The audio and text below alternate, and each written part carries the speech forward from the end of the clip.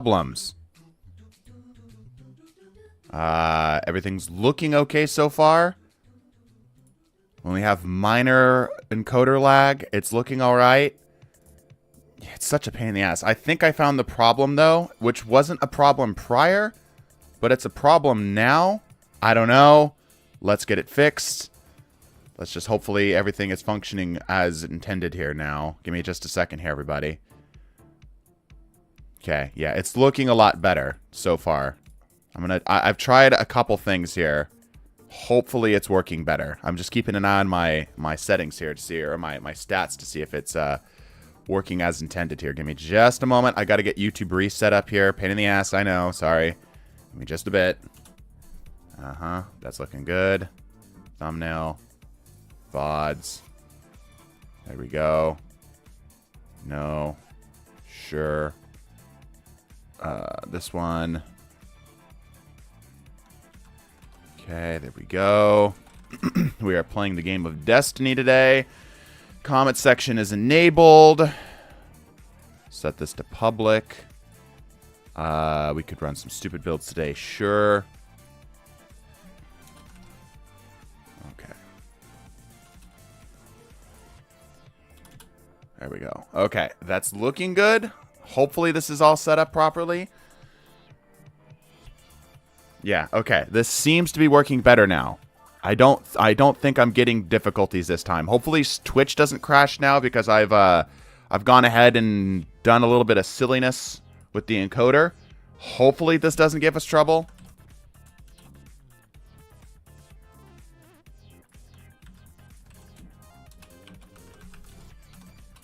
Okay, we're up. There we go. Get rid of this. And that. Okay. I think we're live. Are we good? Are we set? I think so. That's looking fine. We're actually able to earn money on the stream. Subscribers can leave messages. Okay. I think I have located the source of the problem, everybody. Hello and welcome back. Apologies. Yeah, I think I found the source of the problem. I did a quick Google search. This wasn't an issue prior. Like, I literally right before this update, this wasn't a problem. But I was using two separate encoders. One for recording and one for streaming. The idea being that the recording one would be generally higher because, you know, you actually want decent recording, right? Whereas streaming, you can get away with it not being the best, right? Because, you know, you kind of expect a little bit of lag, latency, and such, right? But apparently, since this latest update, the OBS will use completely separate encoders for your... If you've got it set to be separate, it'll, like, run two separate encoders on your GPU, which could just, like, absolutely obliterate your GPU, you know?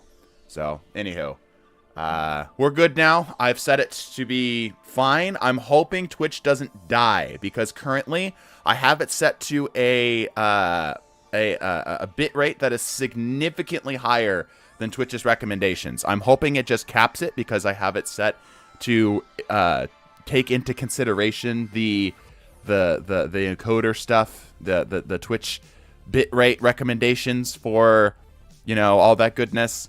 So just let me know if Twitch just like suddenly drops out, because they probably have kicked us from, they probably effectively like soft banned us. All right. So, okay, let's get rolling here. All right. We're going to be doing a live discussion today of my sideways thing. There we go. Besides Hunter, Arc Hunter, which we all know to be pretty darn good, I think that Arc might be the weakest of the subclasses. A lot of people say Stasis, and I kind of agree too, but I think that Arc, for both Titan and Warlock, is the weakest. What do you all think? As a gifted conviction hunter, I am deeply offended, right? Which is why I have in the little bit down below, besides Hunter, Warlock is okay. That sounds like some hard cope, Enco. That sounds like some hard cope. Warlock is garbage. Wrong. I want to hear some opinions. Because if I were to like take all of these and like run them together against each other, I think Arc loses. Besides Hunter, Arc loses every single time. I think on Hunter, Revenant is the weakest. Stasis is the weakest. As an Arc Hunter, I find this extremely hilarious. Here, let me put this here. Let me make this like nice and big. There we go. Just for PvP. No, PvP and PvE. I think both of them are kind of just okay. Like, okay at the best. Arc Warlock was okay until Prismatic Getaway Artist existed. I disagree with that too, Radar. I still think that they kind of sucked. Arc is super fun on Warlock. You just kind of die. Yeah, that's fair. Like, funness does not make a class good, though, you know? Well, if we're talking both PvP and PvE, it's garbage. I think it doesn't matter. Like, okay, let me go over to my Warlock here. Yeah, Arc generally lacks survivability and crowd control. Yeah, that's kind of my thought, too. 2 months of making sure I have your drip do psychic damage for content. Good, good, good. We need that. We need that. So, like, look at the other classes here, right? Like, I love Voidlock, and Voidlock has Feed the Void, which is arguably one of the best aspects just in the game generically. Devour is so ridiculously strong.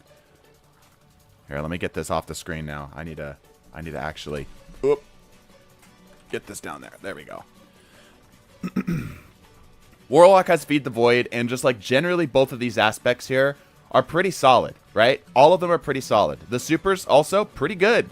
Not bad at all. Obviously, I love Blink Lock, right? This is kind of my baby, whatever. Fragments, the Void Fragments I feel like are some of the best designed. Not necessarily the strongest, but some of the best designed, right?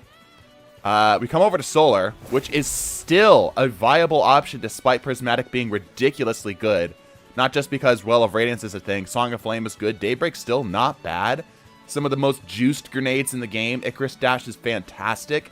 You got Heat Rises for incredible ability looping.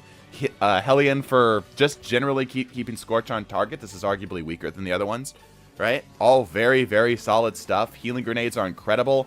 You got Snap and Snap Skating. You've got all this stuff. Dawnblade is great. We come over to Strand, which Strand Warlock is, again, not bad. Not bad. Maybe not the best, but not bad. Solid damage super. You've got lots of ways to suspend targets and generally perform crowd control and damage. Not bad at all. Come over to Stasis, which isn't the best in PvE. I'll grant you that. But we still have things like Bleak Watchers, which is unbelievably good. The aspects and fragments, again, work well together. The super's a bit of a stinker, sure, for PvE. Not the greatest, absolutely. I'll give you that. I'll give you that.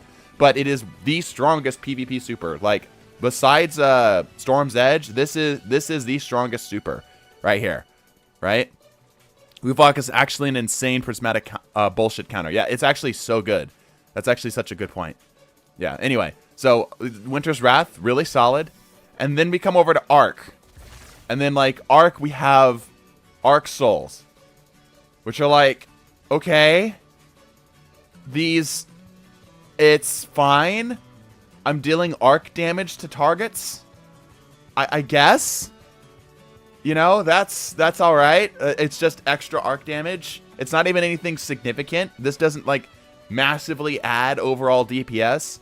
It generally can just kind of take care of some low-level adds. And then you have Lightning Surge, which I'll grant you is extremely fun. It's an extremely fun aspect, but extremely dangerous too. If you can't kill it in one shot, this is just asking for death. Then you've got Electrostatic Mind, which is probably the best of the Arc Warlock's aspects altogether, just because it allows you to loop abilities really, really well, right? Arc Souls does really good damage, actually. Yeah, but it's not enough. It's not enough to warrant their use. Like, they're good at taking care of small stuff, but, like, the slight bump... Nobody's... I'll put it this way. Nobody's picking Stormcaller for the sake of getting Arc Souls, right? Like, they're a nice benefit, but they're not strong enough to warrant their use. Transcendence should be disabled in hardware. Oh, is it not? Oh, it absolutely should. Yeah, that's a separate point, but it absolutely should. Okay. I think where Arc is really carried is in its fragments.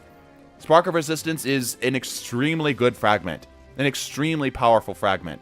And then you have a lot of stuff in here that allows you to get abilities back very quickly. With some decent AoE too. The thing that's interesting is if you were to line these up... You know what I should do actually? I've got an idea. Here, I've got an idea. One sec. Let me pull this up. There's too many for these. Activities. 1 second, everybody. Can I make this work? I don't think I can. I don't think I can. Maybe. I was gonna say I could list out all the fragments and stuff, right? But here, let me put it up like on screen here or something. Maybe I could find some way of getting this up on screen. Let me see. Because I want to try to save some of this here. That's for that. Yeah, that man. I'm trying to save the stuff for D2 Dad, and a lot of my assets are currently invested in the D2 Day stuff. Anyway, ability spam and add clear on arc lock would be great if the super wasn't actually useless. Yeah, and that's the thing. That's the thing. Most of the supers are just okay at best. Like Chaos Reach is just okay, right? Like a lot of the other supers here. Dawnblades, I think one of the main reasons why Solar Warlock is so strong is that its supers are fantastic. Like all of these, like this is an okay super. And it's pretty good if you can actually set up and go into it a little bit. But all of these are just kind of the Arc ones are just kind of okay. Compared to the Solar stuff, these are incredible. These are great supers. Even Voidwalker, which has like Nova Bomb, which isn't like the best super ever, right? Is a pretty good super.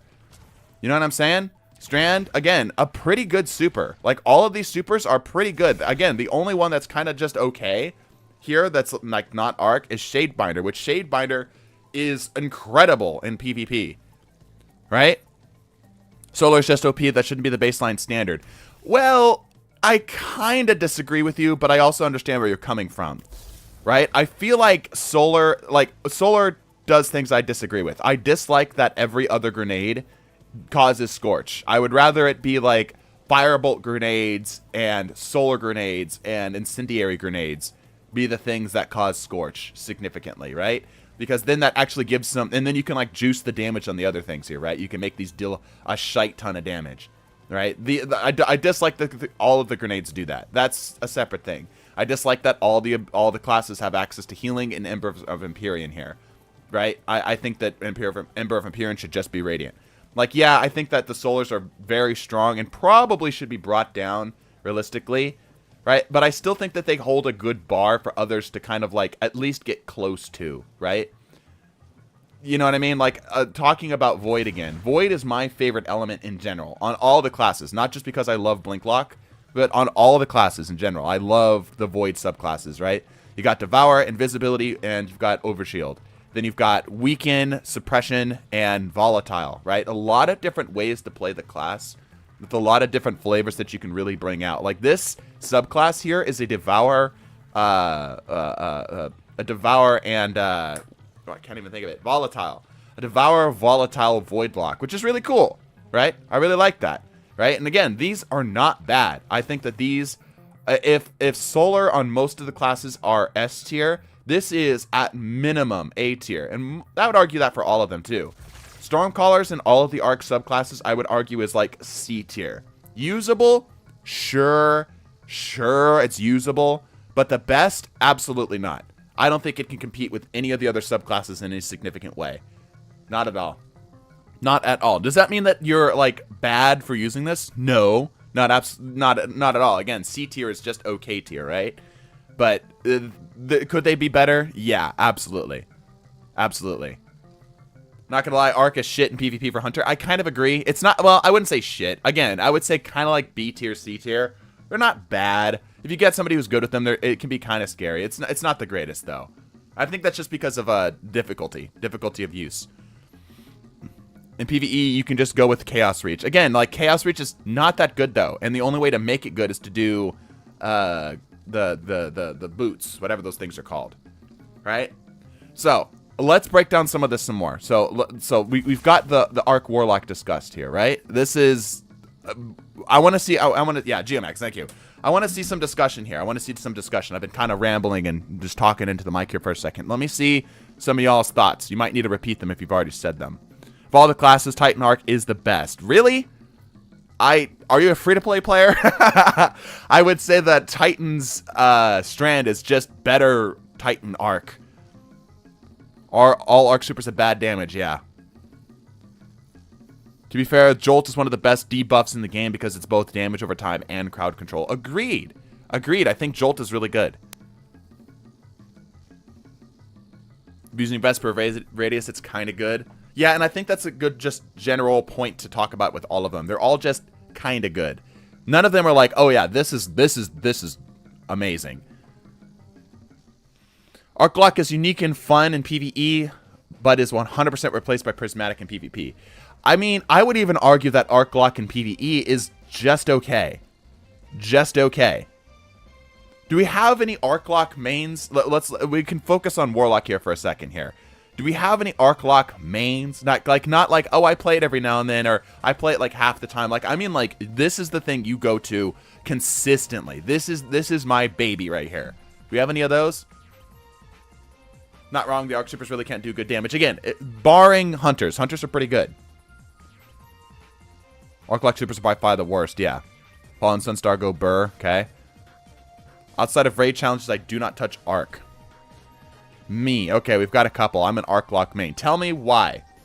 Ain't nothing but a heartbreak. Tell me why. I play Arc Lock all the time except for jams. Doesn't that tell you something, though, Agent? Doesn't that tell you something? If you're intentionally switching off when you get to the difficult... Because, like, again, it's not that they're bad. It's just that they're the weakest. That's the argument that we're making here. Right? But doesn't that tell you something? That, like, oh, I play it all the time except for when the game gets hard. You know what I mean? Isn't that, like, really telling? I live and die by Arc Lock. Tell me why. I want to know why. Terror is an Arc Lock main and he's cracked. Is that because Arc Lock is good or is that because Terror is ridiculously good? Arc Warlock had one thing going for it in PvP in its form of its slide melee, but Prismatic also has it times X3. That is very true.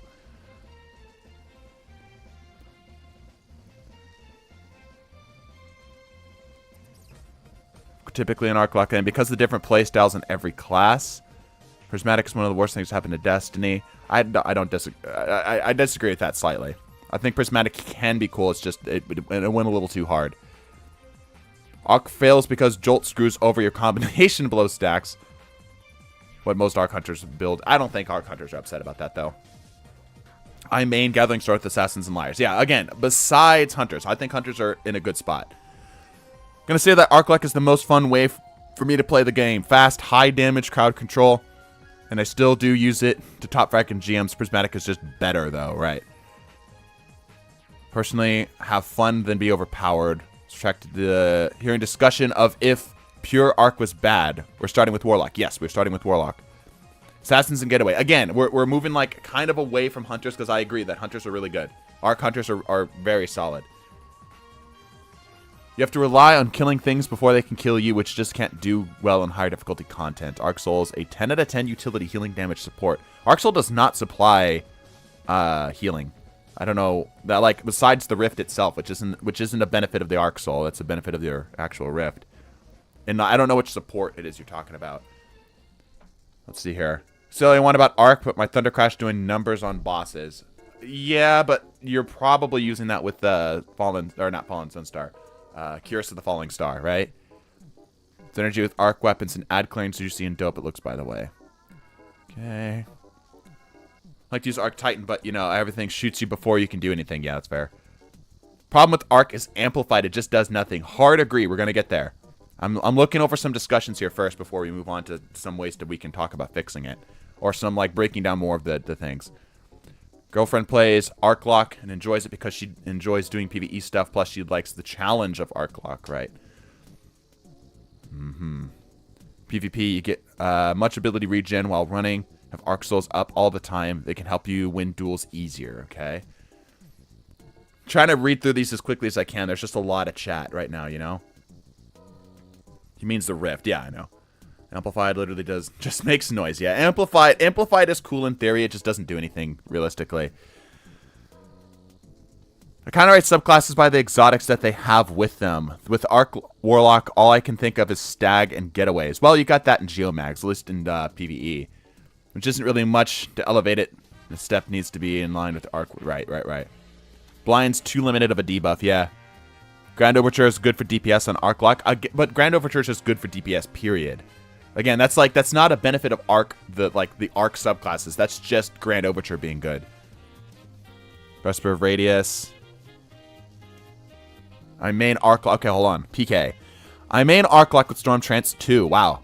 I don't really do in-game activities. Solo player. I just play it because I always like the lightning and stuff. Yeah. To be clear, it's not like it's not a fun class. Like, I'm not saying that it's not a fun class. I think the Destiny community often gets themselves in the twist when they think like, oh, it's not good, thus it's not fun. No. There's plenty of things that aren't good that are very fun. That's not what I'm saying. Just so we're clear. I'm just saying that, like, this is not something you're really, like, looking forward to taking into in-game content unless you absolutely had to for whatever reason, right? Amplified requires aspects and exotics to actually do stuff, yeah.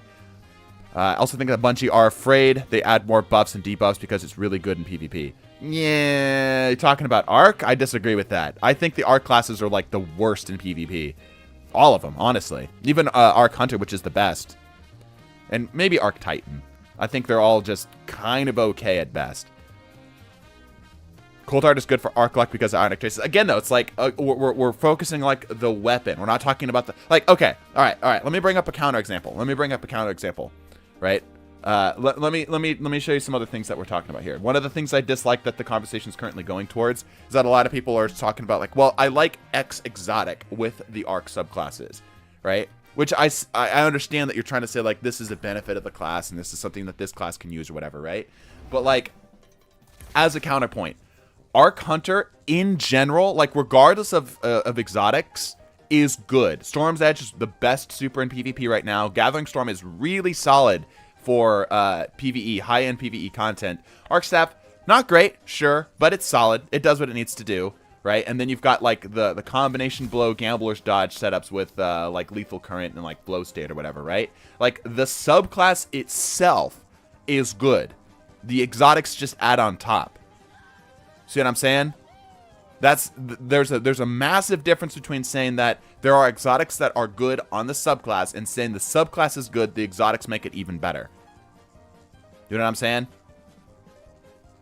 Arc Hunter got obliterated by Prismatic. I still disagree with that. Like, I think Arc Hunter is still pretty, like, did it comparatively get weaker? Yes. We made a whole video talking about Prismatic, which did not make us popular. Sure. But still, you know what I'm saying? Like, this class is still good. Like, this class can still keep up with Prismatic Hunter. Prismatic Hunter is probably too strong, but that doesn't make Arc Strider necessarily worse. Just comparatively not the best option. Like, if you were to remove, let's say that you were just turn off Prismatic or disable it. Let's say that Bungie found some, like, game-breaking bug on all the Prismatic classes and every single one of them had to be disabled, right? Arc Strider would get a rise in popularity again. Right? Because it's good. It's not bad. It's not bad. It's a super. Any super is good in PvP, just that some require more skill. Yeah. I would argue that Arc Staff is a little slept on in PvP, but that's a discussion for another time. Anyway, so you get what I'm saying? Like, obviously, if like the best of the best were removed, then you'd see a rise in this stuff. But I don't think you'd see a rise in Arc Warlock and Arc Titan outside of just simply there are more players playing. You know what I mean? Eddie Cave Assassin's Cal Hunter is still good when you have Liars and Prismatic combo. I still think Assassin's Cal would still be pretty darn solid. Like, again, I know what you're saying. And I think that's more of an issue of Prismatic being too strong, not Arc Strider being weak. My argument is that the Arc subclasses on Warlock and Titan specifically are weak. It's not that the Prismatic is just doing what they're doing better, which is true. Right? It's more that the classes themselves are weak. Let's move on to Titan real quick. Orc Warlock is role-playing as Tickle Me Elmo, yeah. What do I got over here? Oh, things. I do not care about these things. Hold on. That is actually not a bad roll of that. I'll toss this, though. Alrighty. Arc Titan. Arc Titan is very fun. And probably one of the better of the Titan subclasses, generally speaking. It relies too heavily on the punch, though. Like, you have to be within melee range in order to be viable. And most of their aspects are kind of useless. Knockout is great. And that's the only reason, really, to use this class for aspects. Nobody uses Juggernaut unless you're playing PvP. Touch of Thunder is alright, but it's not great. Like, nobody's picking... I think the thing that bothers me is that a lot of the times the classes are so dependent, or a lot of the arc classes are so dependent on the supers themselves, right? Like, you're picking Arc Titan in PvE pretty much for Thunder Crash or Knockout. Like, the rest of this stuff is just kind of secondary, right? You know what I'm saying? Like, again, using Arc Hunter as the counter example, Arc Hunter kind of like top to bottom is pretty good. Everything else is kind of adds on top. Does Jug give you a bigger hitbox? Even if it does, it's still worth it, at least in PvP. Touch of Thunder is not very Titan flavored, which is odd. Yeah, I agree. I agree. I think that they were trying to break up the Arc Titan playstyle. But yeah, I agree. Thunderclap plus Knockout is fun in PvE. Solo Legend with it. Yeah, I think that the Arc Titan has fared a bit better.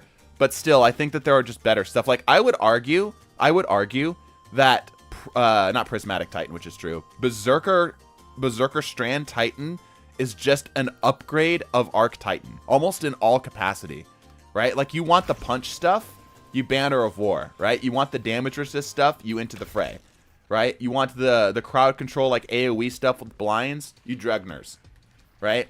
You want lots and lots of punching from a distance, you can Flechette Storm. Right? I would say that this super is just generally better. Like, out the box comes generally better than Thunder Crash and Fist of Havoc. Obviously, Fist of Havoc is garbage. Like, nobody's going to argue with me that Fist of Havoc is trash, right? Like, we all agree Fist of Havoc's one of the worst supers in the game. PvP, PvE, we're all in agreement there, yeah? Prismatic gives Amplified, so Arc should be able to give a new verb that heals. I actually have an idea for that. We're going to talk about that. There's no way to blind except that grenade and that one weak aspect. There is no exotic. Yeah. Blind does need some love. I agree. Yeah, Fist of Havoc sucks. Okay, cool. Shadow with its former glory. Yeah, absolutely. I hard agree with that. Hard agree. Hard agree. I see a super chat from Benji. I'm going to let Brian read it out there. Titan on Arc was all about AoE. It might fare better. Right. First, super fun to use. Just can't compete in the content that requires you to actually think about survivability. Yeah. Yep. Amplified should make you more slippery in terms of enemies tracking. Yes, I agree. I'll defend Arc Lock with my life, and you will die. I think everybody would be against you, generally speaking. Okay. So, we've talked about the stinkers, right? Let's talk about some fragments here, right? Because I think fragments are pretty darn important. You got pick step? Yeah, you got playing some pick step. I think fragments are pretty darn important. Yeah? Oh, also, one thing that's worth mentioning, I think part of the reason why Arc Titan has survived is that it has a lot of options for its melees and such. Like, all of these melees are vastly different from one another, which just adds to the fun factor, right? Like, Arc Warlock's melees are all pretty much the same. Arc Hunters are exactly the same in terms of, like, how they function. Whereas these feel pretty darn different. I think that adds to the fun factor. Does that make them better? Not necessarily. And then, of course, Arc Titan has thrusters, which thrusters need some love. Let's be clear. Thrusters need some love. Yeah. Ball of Lightning Keck. I mean, Ball of Lightning is really fun in PvP, though.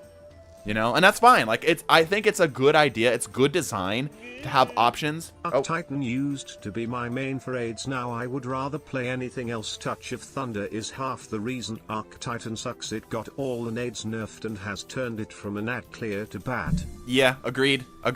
Like, Touch of Thunder is just not... This is just not a Titan aspect. Grenades are not a thing Titans are really known for, you know what I mean? Like, they can make their grenades good, but this is not the reason to play this class. You know what I'm saying? Void fragments are the worst, though. I disagree with that. I strongly disagree with that. Hold on. I need to debunk Alexander Christie. I need to attack Alexander Christie at the throat here for a second here. Like, y'all have freaking Echo of Starvation. Y'all want... Devour is incredible. It's incredible. And picking up a Void Breach or an Orb of Power, so you have options here. You can do, like, Echo of Cessation. Killing volatile targets creates Void Breaches. You can make them feed into themselves. You have grenades giving melee energy, melees giving grenade energy. You have grenades lasting longer. You have your buffs lasting longer. You have the ability to apply weaken with any grenade. I strongly disagree that Void Fragments are the worst. Like, I think that these are some of the best fragments in the game, in my opinion. Echo of Leeching is also incredibly cool. Like, this is an S tier PvP one, and not bad in PvE. Feed the Void Devour is great. Regular Devour, however, is still pretty good. Kojab. Like, yeah, obviously it's worse, whatever, right? But still pretty good. The ability to get half your health back and a bit of grenade energy every single kill, which just makes you an ad clear champion, is still pretty good. You talking bad about Arctitan, but my Thunderclap be doing damage. Void fragments are the worst if you hate control. If you hate stat penalties, that's fair. That's fair. I'll give you that. Starvation, cessation, undermining the volatile on grenade kills are all good at fragments. Like, yeah, all of these fragments are incredible. And in particular, one of the reasons I like Void so much is that all of these are playstyle forward, right? Like, this says do a lot of stuff with the grenades. Get melee energy. Cool. Right? This is like the inverse of that. This is play around suppression. This is play around your melees. Like, all of these are very play style forward, right? There's something that you kind of have to think about and give a lot of texture to the class. You know what I mean? Like, it gives a lot of like options and availabilities that you can choose from within the class. You can have like every single Void class. There is like a best Void setup and Void fragments and such. But there's a lot of different ways that you can play around them. Where generally speaking, the Arc classes do, but not nearly to that degree. Not nearly to that degree. You know what I'm saying? Like, a lot of the times they're just kind of like, this is just a little bit better. This is just a little bit better. You can do this slightly harder, right? As opposed to like, use this to lean into this. Like, as an example. Spark of Recharge. While critically wounded, your melees and grenades energy regenerates more quickly. Great for PvP because you're constantly getting injured. But this isn't something you're trying to do. You know what I'm saying? You're not trying to get critically injured. Is it a nice benefit? Sure. But that's not really a play style. I know what they're going for. They want you to play fast and loose and be highly aggressive and be weak so that you can constantly, deal damage and such. But this isn't a good play style, right? This doesn't encourage you to win more. A lot of these fragments are not win more fragments. Yeah, it's like a passive. At best, it's a passive, right? You do have things that are win more type things in here. Like, okay, as an example, Spark of Magnitude. You throw a grenade, it deals more, sure. Right? It lasts a little bit longer. What was the other one here? Blinded targets create blinding explosion. Like, there are things like that in here. But a good portion of these do not, like, okay, all right, let's talk about Spark of Resistance as an example. Like, this is a great fragment. However, it requires you to intentionally put yourself in positions that could be very dangerous to you. You know what I'm saying? Like, I don't disagree that this fragment is great, right? But like, this is a very risk-reward orientated fragment, especially in high-end content, right? There's no benefit or reason to do that in this game. Without the self-sustain, we do not have a reason to play fast and loose. Yeah, exactly. Like, Arc wants you to play aggressively. Okay, let me give a bit of a counter example, or rather, another way to look at this. In the chat right now, tell me your favorite special weapon. Special weapon. Special and heavy, let's say. Special and heavy. And why? PvE, PvP. If it's for both, then great. I want to see people's thoughts. Arc subclass is life gambling, yes. The Arc fragments let you make the ultimate Dynamo super recharge build, which is ironically one of the most passive builds in the game, right? Special weapons. Special and heavies. Give me your favorite special and heavies. I want to see.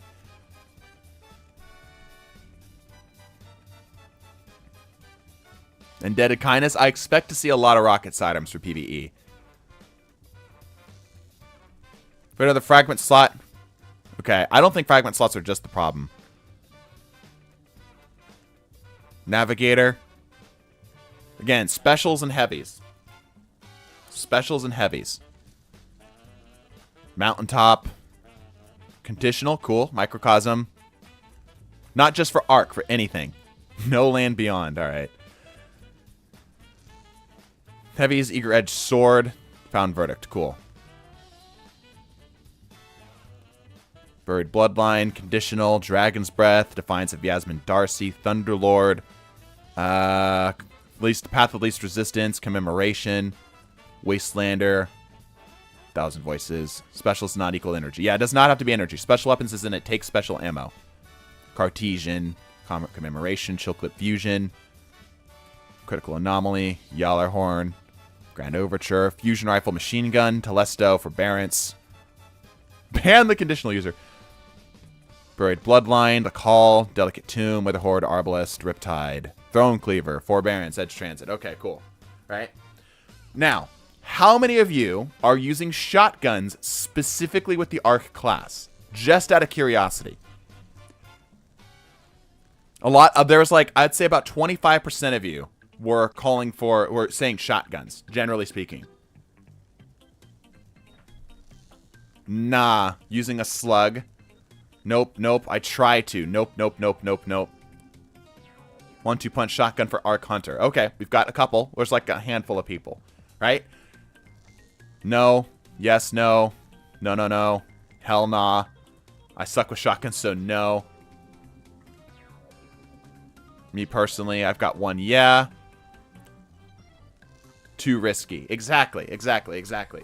So, on paper, I would think that a class that encourages you to get close to enemies, right? Like you have one of the best fragments in the game, generally speaking, that allows you to get just free damage resist for being close to enemies, should generally encourage you to play a fast and loose play style, right? That includes playing with a shotgun for big damage up close.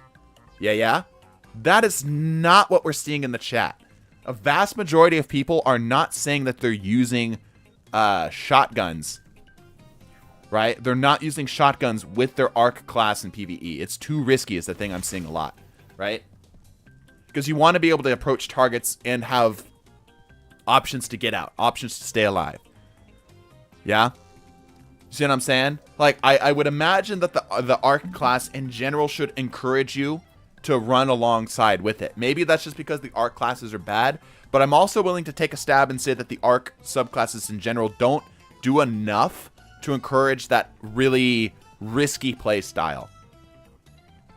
Would that be true for Swords too? Yeah, that'd be true for Swords too. Right? Like, I would think that the Arc class, which again encourages an aggressive close-range playstyle, like the Arc classes are mostly built around melees, right? More than in the other classes. The Arc subclasses are primarily built around melees. Would also encourage you to use shotguns, which just isn't the case. It's too risky. So what instead people end up doing is kind of diversifying and running like sort of ranged options with the Arc, so that the Arc can handle itself up close, and then you have options for range. Right? Hi, I'm back and ready to disagree. That's fine. I'm okay with that. I think Amplified should have built-in DR. I have ideas for that. I don't see many builds, even on Prismatic, with the same fragment use shotguns. No one really uses shotguns. But again, even still, like I would say about like 20-25% of the people who we just asked said that they use shotguns. And then like 10% of that 25% said that they like using it with Arc as well. You know what I mean? Like, yeah, it's a bit of a cherry-picked example, absolutely. Right? But again, like my point is that you would think, logically speaking, you would think that the Arc classes, which are built mostly around melees, would encourage you to also like lean into it and be hyper aggressive or whatever, right? Skullfort is the dummy pick.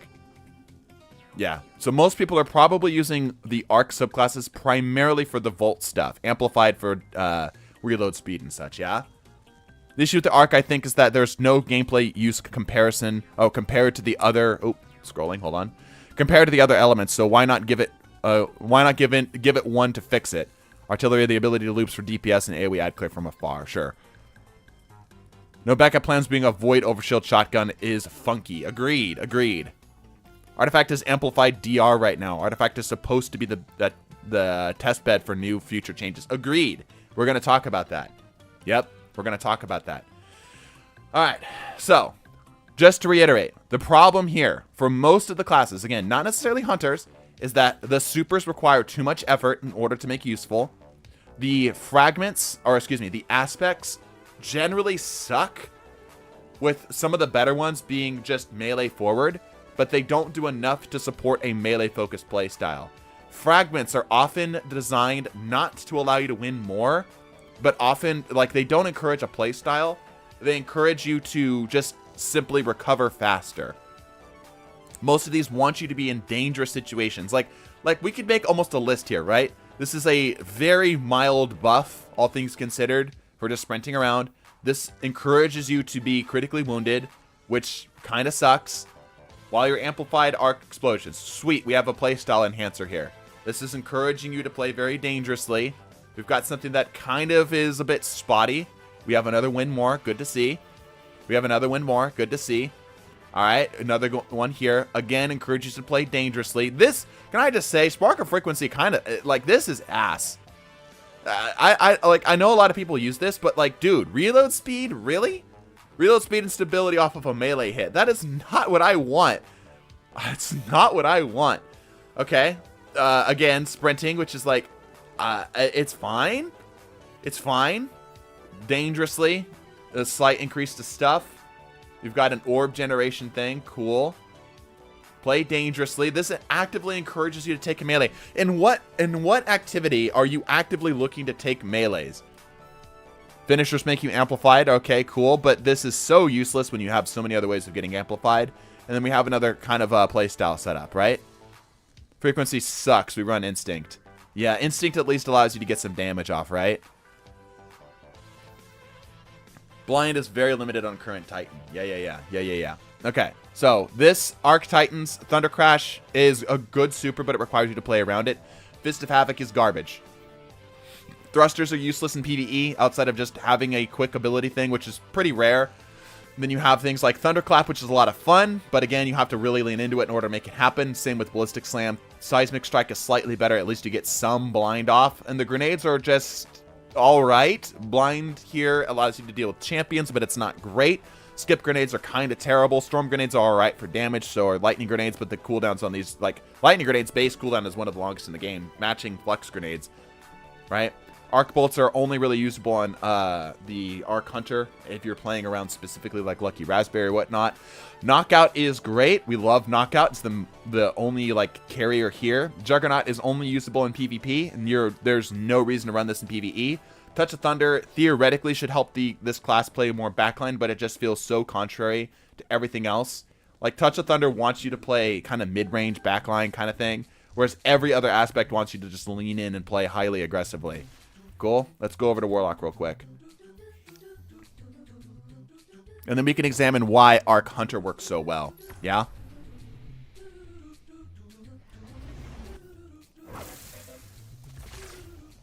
Okay. Stormcaller, Arc Warlock. Chaos Reach is just okay. Requires Geomags to be even good. Storm Trance is one of the worst supers in the game. It's the best part about it is that that initial slam. Otherwise, it is just poo-poo damage. You've got the basic stuff here, Ball Lightning is only used in PvP, and it's kind of ass in PvE. Chain Lightning is pretty good. That gives you an ability to jolt targets nearby. Again, we've already talked about this. Arc Souls can be pretty alright, but they're not good enough to warrant picking this class outright, unlike some of the other fragments that are in the game. Like, you pick Void Warlock, and Prismatic Warlock for that matter, mostly for Feed the Void. You know, like, it's that kind of good. Arc Souls is nowhere close to that. Lightning Surge is pretty fun and not bad, but Prismatic just simply does it better. This is also a very dangerous aspect. You've got Electrostatic Mind, which is arguably the best one here, just simply for ability spam. Cool. IDKY, but I never choose Chain Lightning over Ball Lightning in PvE. Oh, that's interesting. Arc Lock needs a one-and-done super that summons a massive thunderstorm that moves around. That would be kind of cool. This one, Arc Lock is the only one that provides buddies to friends, right? Unique does not mean good, though. Unique does not mean good. I'm reading the chat a little bit here, seeing if I can see anybody who has something to change my mind on this. I just realized that Storm Trance is a mildly ranged Fist of Havoc. Yeah, kinda. Touch Thunder would fit better in Warlock. Hard agree. I don't know what you would replace it with here, though, unfortunately. Like, you'd need to swap the aspects, and that's never going to happen. They're never going to swap aspects. But I hard agree with that. Bungie touches the warding on Dune Marchers. I'm starting a riot. What if it caused Jolt? Oh, yeah, you know what we should do is we should bring up all the Arc exotics, too. We'll do that in just a sec. There's nothing unique about Arc. It's all white bread. Yeah. Let's go over to Hunter real quick. Okay. The reason why Arc Hunter works. Supers, Arc Staff, not bad. Not bad. Maybe not the greatest for PvE, but not bad in PvP. Gathering Storm is great in PvE. Storm's Edge, again, not the greatest in PvE, but literally the best super in the game right now for PvP. Absolutely goated. Arc Hunter specifically has Gambler's Dodge and ability to get their melee back, which none of the other Arc classes do.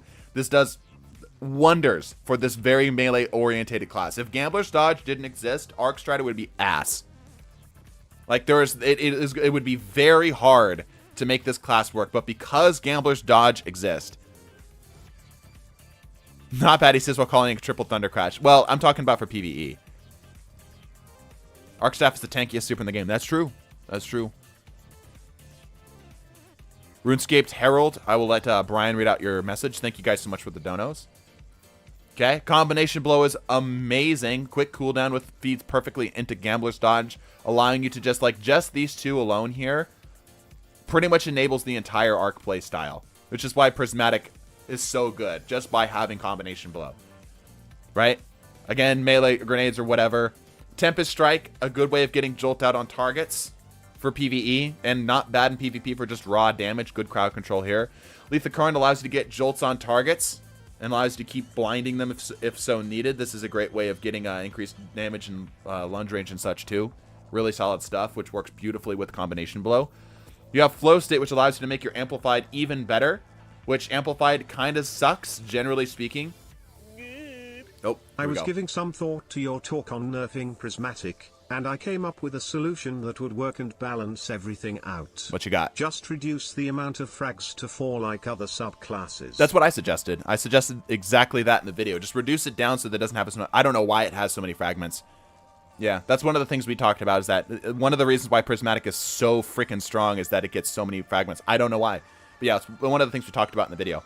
Anyway, moving right along. Flow State allows you to make your weapons reload blindingly fast, which is part of the reason why Indebted Kindness is so good, because like Flow State makes up for its one glaring weakness, which is low reload speed, right? Ascension is, let's be clear, not the greatest, but it's fun to use. It's fun to use, and this can get better, better AOE, better amplified, whatever, right? Cool. Like Arc Strider specifically, it is mostly because of Gambler's Dodge and Combination Blow that these end up working so well. Let me throw some stuff into the vault real quick, and let's grab some of the whatchamacallits, exotics. Give me just a second here, everybody.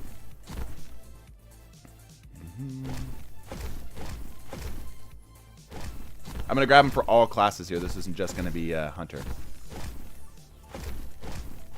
So let me grab some stuff from my vault. 1 second here. I want to see what some of you all have to think about some of the discussion we've had so far, too. So feel free to leave comments while I'm grabbing these.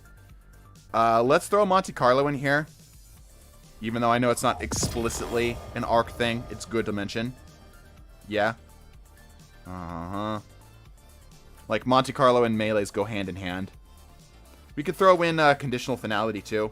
Again, not specifically a Arc thing, but again, just really solid to use in this. Let's grab all of the Arc exotics while we're at it. That looks good. Let me grab an Indebted Kindness, too. That is absolutely worth mentioning. Let me keep going. Hold on 1 second here. Oh, we should also throw in Bastion, because it got an update that's makes it a little bit better. Okay. Risk Runner is also absolutely in that play style. There's some of these. Trinity Ghoul is fantastic. Not necessarily needed for Arc, but pretty darn good. We've already got Edge of Concurrence on us here. We've got damage availabilities with the Fourth Horseman. We'll throw in one Ergo Summon here just to represent it. Delicate Tomb. I'm not going to have all the heavies, just FYI. Oh, let me grab a Indebted Kindness when I'm at it here. Where is my Indebteds? Here we go. Okay, that fills it up here. Are we full here? Yes. Okay, sweet. We're just out of space, too. Perfect. Cool. Talk about... did you guys know that this is an Arc weapon? Sometimes I forget it exists. Let's be real. Darcy. Oh, boy. We could throw in Tractor Cannon here, even though it isn't directly an arc weapon. It does play around the arc playstyle. We've got Thunderlord, which is just good by itself. It needs no benefits of anything else. And Grand Overture. And Queen Breakers. Okay, let's grab some armor now. Arc-specific armors, all classes. So we've got Insurmountable Skullport. I won't throw in the ones that are subclass neutral here. Like Assassin's Cowl. Assassin's Cowl's at least worth mentioning, I'd say. Yeah, let's throw Assassin's Cowl in here, even though it's not necessarily an arc class thing. It's worth mentioning because it's that good. Bacchus, not really. Oh boy, Blight Ranger. Everybody loves Blight Ranger, right?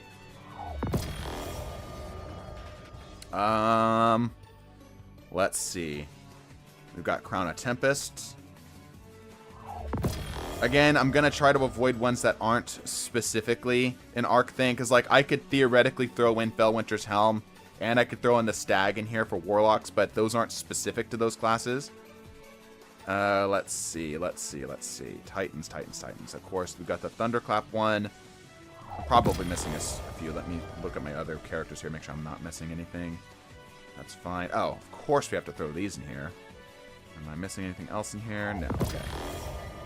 Cool. That is... Oh, we should probably throw in Synthos, huh? Where's my Synthos? Where the hell are my Synthos? Oh, there they are. They got an ornament. So probably with Worm Gods too. Might as well. Everything else in here is kind of whatever. Yeah, cool. Let me know if I miss anything here. I'm still going through, but let me know if I miss anything specifically. These two. There's a lot of arc gauntlets I'm learning. That's not really worth mentioning. Okay. Not a lot on arc hunters or arc warlocks here. Very few, in fact, on arc warlocks. Yeah, just the getaways. Okay, we've got Curus. Going over to Hunter. And that's kind of it for Titans. Like, again, there's subclass neutral ones, but those don't really count. Okay, we've got Lucky Raspberry. You know what I'm learning is that there's a lot of Arc Warlock, or excuse me, Arc Hunter exotics, and not a lot of other classes. Which is interesting to look at this now, to break this down. We'll throw a Vesper in here, even though it's technically subclass neutral. We'll throw it down. Might as well. That kind of covers it for that. Okay. We'll throw in Paragon Greaves, even though it's technically subclass neutral. We'll throw in Dune Marchers again, even though it's technically subclass neutral. It's worth talking about Star Eaters as an option, even though, again, subclass neutral. Radiant Dance Machines is kind of whatever. I think those are just okay on all classes. They're not really, like, breaking the game on any of the classes, whatever.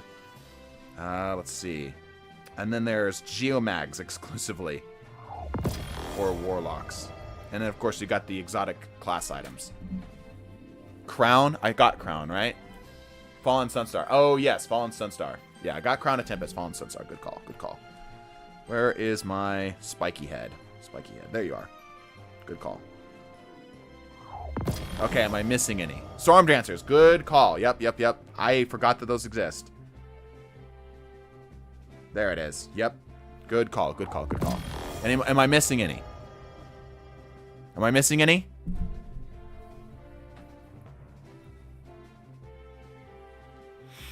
Ooh, big ol' message. Let's see what you got, Giga Titan. I'm here watching on my phone, and I had some input regarding all the Arc subclasses. Hunter is so damn good because it has the built-in ability to do. Yep, we just talked about that. The reason why so many Arc Supers suck ass is because they require an exotic armor piece to even try to be viable. Agreed. So many fragments suck because they don't even amplify anything that actually affects the class. Just neutral game abilities besides, like, blind on enemies. Yep. Blind sucks too. Yep, agreed. Vesper. We got Vesper. Right here. Eternal Warrior. Oh, yeah. Eternal Warrior. Yep. Eternal Warrior. Yeah. Yep. Give me a sec. Yep. Good call. Again, an exotic I forgot existed because it's so bad. Warlock, Crown of Tempest, Fallen Sunstar, Getaway, Storm Dancers, Geomags. Yeah, we got all those.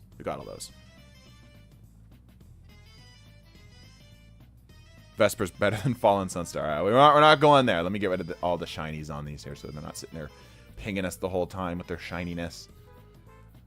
Yeah. Okay. Okay. 6 Coyote work? No, that's 2 subclass neutral. 2 subclass neutral. Okay, let's talk about some of the exotics that we have for this. Cool? So we have Monte Carlo, which isn't anything specific, but because Arc plays so heavily around melees, it makes sense to throw in here. This is a very good exotic, right? This is an exotic that has not yet been power crept. If you want a melee-based build, Monte Carlo is the way to go, right? I don't think Monte Carlo needs any changes at all. We'll talk. Let's do that. Let's talk about like what we could change for each of these like Arc subclass specific or Arc support heavy exotics and such, and then we'll go talk about some of the classes. Okay. I'm also going to mention a couple things here that'll make more sense when we actually get to them. Cool. All right. Cool. Bastion, again, not technically anything specific. It's a little bit newer, but the ability to get the punch and such, to get the extra bonus damage and whatnot, kind of makes sense here. Again, this doesn't need to be touched. This is fine. Same goes for Conditional Finality. Conditional Finality isn't technically an Arc thing, but because it's such a good shotgun in CQC, it allows you to have access to both Scorch and Freeze. It works decently well on melee-focused classes, which makes this work. Cool. Saw the title. Just subbed and came by to say, yes, if you switch the letters of Arc, you'll get bad. Coincidence? I don't think so. Of course. Winter's Guile. Winter's Guile is actually exclusively, well, it's meant to be a stasis one, but yeah. Rocket Sodom with Volt Shot. Yeah, legitimately, this legendary thing is so good, it might as well be an exotic. It's that good. Like, Volt Shot, Lead from Gold, and Deaded Kindness is so strong, it might as well be an exotic. Risk Runner doesn't jolt. It should, right? Rocket Soddoms are for sure getting nerfed soon. Yeah, these things are insane. Insanely good. Cool. But yeah, that's for a separate time. Edge of Concurrence. I have a lot of levels on this, but yeah, no, I'll be the first to admit that glaives kind of suck, but I also think that's just the glaives people don't like. Not necessarily this glaive. This glaive is actually very good. I think this is one of the best glaives in the game, and by a pretty wide mile. The Lightning Seekers are incredible. But again, that's neither here nor there. I don't think this needs to be changed at all. I think glaives in general, legitimately, glaives could probably be primary ammos, and people still probably wouldn't use them that much. I think the call is on the nerfing block. I think all Rocket Soddoms are probably going to get nerfed. They're insane. They're so freaking good. They're so freaking good. Anyway, let's move on. Symmetry recently got a buff. It now has Eddy Current. Like, woo. And a slight increase in handling and reload speed. Wow.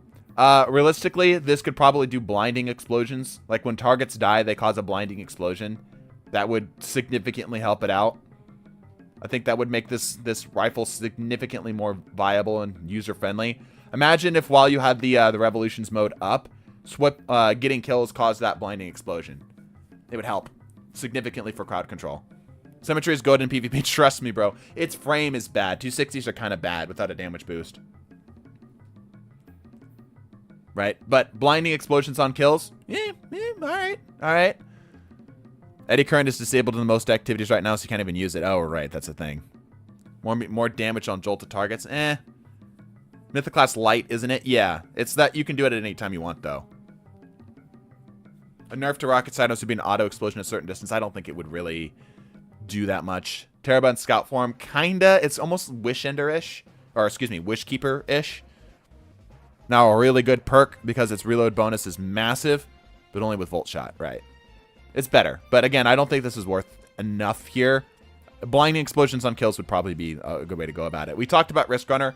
If Risk Runner has been kind of power crept by Volt Shot just generically, not to mention Trinity Ghoul exists as an option. Range is not enough to make it a catalyst-worthy perk anymore. Back in the old days, sure.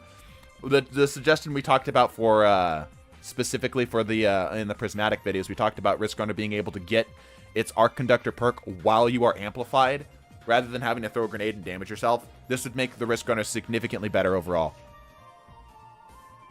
Okay? Let's keep moving here. Trespasser. I feel like Trespasser doesn't get the love it deserves, but it's mostly because it's a PvP weapon more than anything. Not really the greatest in PvE. I think this is fine overall. It's fine, I think, where it is. I don't think it needs to have this incredible value point or whatever, right? Could potentially be better, sure. I think it'd be cool if just all kills, like while you have Unrepentant, you have Amplified. That'd be a really cool way to update this. But honestly, I don't think it needs any updates. I think it's fine where it is. 260 are bad without a damage boost. Literally what Symmetry does. Headshots into Revolutions are able to 1-2 tap. But that's not like, that's no longer a 260 gaming and chill. That's no longer a 260. That's just Symmetry doing unique weapon stuff. You know what I'm saying? That's that. It stops being Symmetry as soon as you switch. It stops being a 260 as soon as you switch it over to Revolutions mode. It's a completely different weapon. That's a bad comparison. Trinity Ghoul is fantastic. Just full stop. Trinity Ghoul is amazing. It's one of the best crowd control weapons in the entire game. Honestly, most builds can just slap Trinity Ghoul on and problem is solved.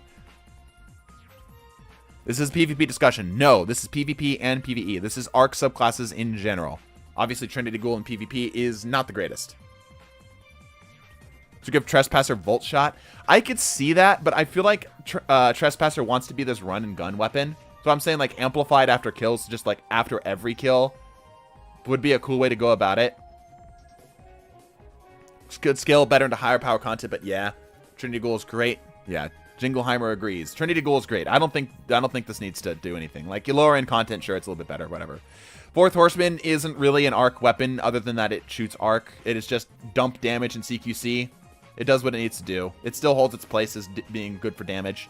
You know, I don't have the catalyst for it, but it gets even better damage when you're in that spot. Cool. All right.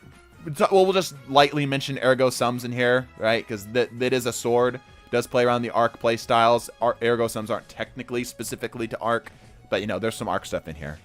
Not bad. Delicate Tomb is the main reason to play a lot of Arc Warlock right now, I'd say, because Delicate Tomb allows you to get those Ionic Traces after those kills, which makes it good. Jolting targets too. It does a little bit of everything. Yeah, and it gets with the Catalyst here, the Ionic Traces partially reloads the magazine. This is a very good Arc weapon, and I think does a good job of tying together all of the Arc's specific verbs and such together into a nice, neat little package to make it pretty darn good. That's an YouTuber that doesn't have the Catalyst done? I know. I'm mostly a PvP player. You can shame me later. Cold Heart. Again, I think a bit of a slept-on weapon, both PvP and PvE. Does pretty respectable damage. And the ability to get Ionic Traces off of just dealing damage is pretty good. Again, a bit of a slept-on weapon. And because it's a special weapon specifically, you can play around some of the fragments. Right? I think this is more an issue of Trace Rifles in general could be a little bit better. Not necessarily Cold Heart being bad. You know what I mean? Would Repark Volt Shot due to its unique reloading super burst kill if it had it? It's the case for with Tunnel Vision, so it'd likely work with Volt Shot if it had. Right. I love Trace Rifles. You're a PvP player, Jingleheimer. You don't count. Tons of Ionic Traces from Cold Heart. Yeah, agreed. Exderis. Oh yeah, Exderis. Let's throw the machine gun, or not the machine gun. Whatchamacallit. We completely forgot Exderis. 1 second, everybody. Vaults. GLs. Arc GLs. There it is. Exderis. We needed to make room for it anyway. Cold Heart is kind of the best trace rifle. Best to build into for ability spam. I would argue Aggers is better. The new raid bow. Talking about... That's just a legendary. Centrifuge forgot too. I thought I had it here. I know I had Centrifuge in here. I think I had too many slots. Yeah, we'll throw it back in here. I know I grabbed Centrifuge, but I think I just ran out of slots. Anyway, Exderis, not bad. I don't have the catalyst for it yet, but it gives you amplified, which is cool. This allows you to amplify in other classes, which is very unique. I like that. I think Exderis is again a very solid weapon all around. I think it in general could just deal more damage. And it would be fine, right? But I think the big thing that we're seeing here. Let me grab Centrifuge while I'm at it as well. Where did my Centrifuge go? I know I grabbed it. I specifically went over to Titan and grabbed it. Yeah, it must have thrown it from the vault when I grabbed, yeah, there we go. Centrifuge. I love Centrifuge just as like a PvP weapon. It definitely could be better though. Like the building, the increased stuff here is cool. Range really isn't worth it, though. The sprinting gradually reloading the weapon is pretty neat. Yeah, increasing range, reload speed really isn't worth it, though. The final blows causing explosions, maximum charge causing blinding explosions is good. I think the explosions could probably be a little bit bigger, though. And then amplified, giving it the charge as well. Cool. Like, this is, I think, a good example of, like, a really, like, workhorse style of arc weapon, right? This is really solid. I just think that those blinding explosions could be better. I love my driftwood gun, yeah. 3/4 of the Witch Queen Season Pass exotics for arc, yeah. Divinity isn't really an arc weapon. It is an arc weapon. Oh, Cloud Strike. How did I forget Cloud Strike? Dude, there's so many arc weapons, bro. How did I forget Cloud Strike? Okay, hold on. Make sure I'm not forgetting anything else here. I'm looking now more intensely. Yeah, we can throw in Cloud Strike here too. Yeah, Divinity isn't really worth mentioning because it's not really an arc specific thing. You know, it just had to choose in a slot. Honestly, I think Divinity could have been kinetic, realistically. At this point, we're not even talking about arc. Oh yeah, we absolutely are. We absolutely are. Dead Messenger 2, yeah, we're not going to talk about the 3-element ones. Did we talk about the glaive? Yes, we talked about the glaive. Wardcliff, yeah, it's worth mentioning Wardcliff. Yeah, Cloud Strike's good. I actually have this. Why didn't I not equip this? Yeah, Cloud Strike's good. Again, arguably not really an arc weapon specifically. Like, this does arc explosions or whatever, right? But it's not like playing around the arc identity all that well. It's just dealing arc damage. Like, I think you could replace that arc explosion with just about any other explosion and the weapon wouldn't change. You know what I mean? Yeah, we're not talking about like hard light or whatever, right? All those are triple element. Don't really play into thing. Legend of Acris. Yeah, I actually don't have Legend of Acris. I don't have most of the heavy weapons here. Yeah, Wardcliff and stuff. Let's just kind of briefly go over this and let's go back into the subclasses here. I don't want to stay here for too long. Thunderbolt, Jolt. It doesn't jolt though, I thought. Finish round blows lightning bolts at the target's location. Yeah, it doesn't jolt. It's not a jolting explosion. If it did, it would make sense. Yeah, lightning is cool though, yeah. Flavor-wise is why it's picked here. We got Prospector, which again, isn't really an arc weapon. I just want to throw this up here just so we can look at Prospector and laugh at it. Like, man, this weapon looks so cool. Man, this weapon sucked. I think it was Mark that had a really cool idea for Prospector. A really unique idea for Prospector. He suggested that this weapon, something to the extent of, this weapon generates more glimmer, and picking up, let's say, an X amount of glimmer gives you heavy ammo. That's kind of cool. That's kind of a cool idea, and it plays perfectly into the whole excavation Prospector thing. Don't laugh at my baby. Prospector is ass. It's ass. Nah, it's all right for damage. It's just outshined by legendaries, which is, yeah. Arc exotics have this little problem called Volt Shot exist. Yes, hard agree. Hard agree. Prospector help me solo Flawless Pit of Heresy. Glimmer mod meta. That would be cool, right? That would be actually really cool. Prospector interacting with Glimmer would be pretty darn cool. Prospector is good if you want to put the raid banner way up in the sky, right? I love launching myself. Yeah, like, like that's the reason people seem to use this thing. It's exclusively for the memes. The fact that it's got full auto trigger system, like, I know why this is here. I know why this is here. I get it.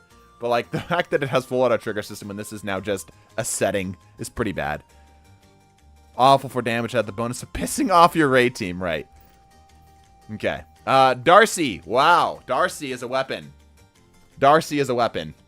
I love the Darcy in terms of its look. Like, dude, if I could use this weapon as just a general weapon in PvP, I love the way the Darcy looks, dude. It's that sleek M14 design. Massive integrated suppressor, dude. Like, I know this is an ornament, but dude, I love the look of this weapon. The main reason I ended up using an M14 in Call of Duty is because I just love the look of this weapon. Yeah, so disappointing. It's not as bad as I think people make it out to be. Precision damage, jolting targets and stuff is, I think, a little bit better than it makes it out to be, but it's got its bad rep for a reason. Yeah, it put it in special. I agree. Then at least at that point, this can compete with the Cloud Strike and be a little bit better. I don't know. I think this also needs to have some anti-champ stuff built into it. More than Jolt. Jolt is fine, though. In the Stranglades, no. Tractor Cannon, again, isn't specifically an arc weapon, but it plays very well into the arc play style. Right? Oh, okay, hi. Gives you that bonus damage from CQC. Works pretty well. Yeah? Anarchy, again, I don't have it, unfortunately. And I would argue Anarchy doesn't really play around arc specifically, but again, that's neither here nor there. It's just because I don't have the weapon, sorry. Alright, Thunderlord. Thunderlord is a perfect example of a well-balanced weapon. We've got a weapon that does good damage out the gate. It's easy to use. It deals overload as well. Yeah, it's got... This weapon is both utility and damage. This is exactly what things should go for. If Darcy were like the sniper version of Thunderlord, it would have a lot more usability. Thunderlord. Yeah, Thunderlord is good. Grand Overture, I would argue, is extremely slept on. I love this weapon. I am not an incredible PvE player, but this weapon feels like it carries me. Blinding explosions when it's got this catalyst up. The damage rotation that this can put out is really solid, too. I really like this. World on Zero. Oh, yeah, I should throw in World on Zero. Really solid, too. I'd really like this weapon. Give this weapon a try if you haven't recently. It isn't gonna like top charts or anything, but it is like really good for just handling everything, and its ammo economy is fantastic. How do you not have the catalyst for Thunderlord? Because I don't PvE much. Queenbreaker is specifically trying to play around blinds. Precision bolt that chains nearby and blinds them on hit. This is a precision weapon that is trying to be crowd control, which just feels weird. Overture plus hazardous propulsion is monstrous, yeah. I like with the Grand Overture, you can stack it up before encounters to get on immune targets. Oh, that's kind of interesting. Queenbreaker's a fantastic utility weapon for GMs, one of my favorite arc weapons that I don't run with an arc subclass. Yeah. Queenbreaker's is better because of the blind and chain. But again, blind is just kind of hard to use in general. Like, what is that? That's unstoppable, right? Yeah, blind effects are unstoppable. They gave it a buff on almost everything recently, but still no use. Mothkeeper's Wraps. Yeah, it's a blind, technically, yeah. I'll give you that. Let me grab Worldline, because I forgot about Worldline. Worldline needs some love, IMO. Okay, Worldline. Again, Catalyst I need to finish. I don't even know. What does this even do? I forget what this even does. Anyway. This is only an arc weapon in that it is an arc weapon. Put Queenbreakers back in special. I missed D1 Queenbreaker. Yeah, I think both Darcy and Queenbreakers could both be... honestly, I could honestly see Worldline as an arc special weapon. It'd be pretty darn cool. It has tracking issues, right?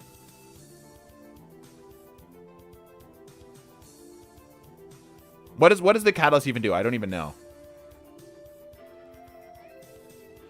Well, the only reason shown as a movement tool outside of that, Yeah, and especially now that Eager Edge exists.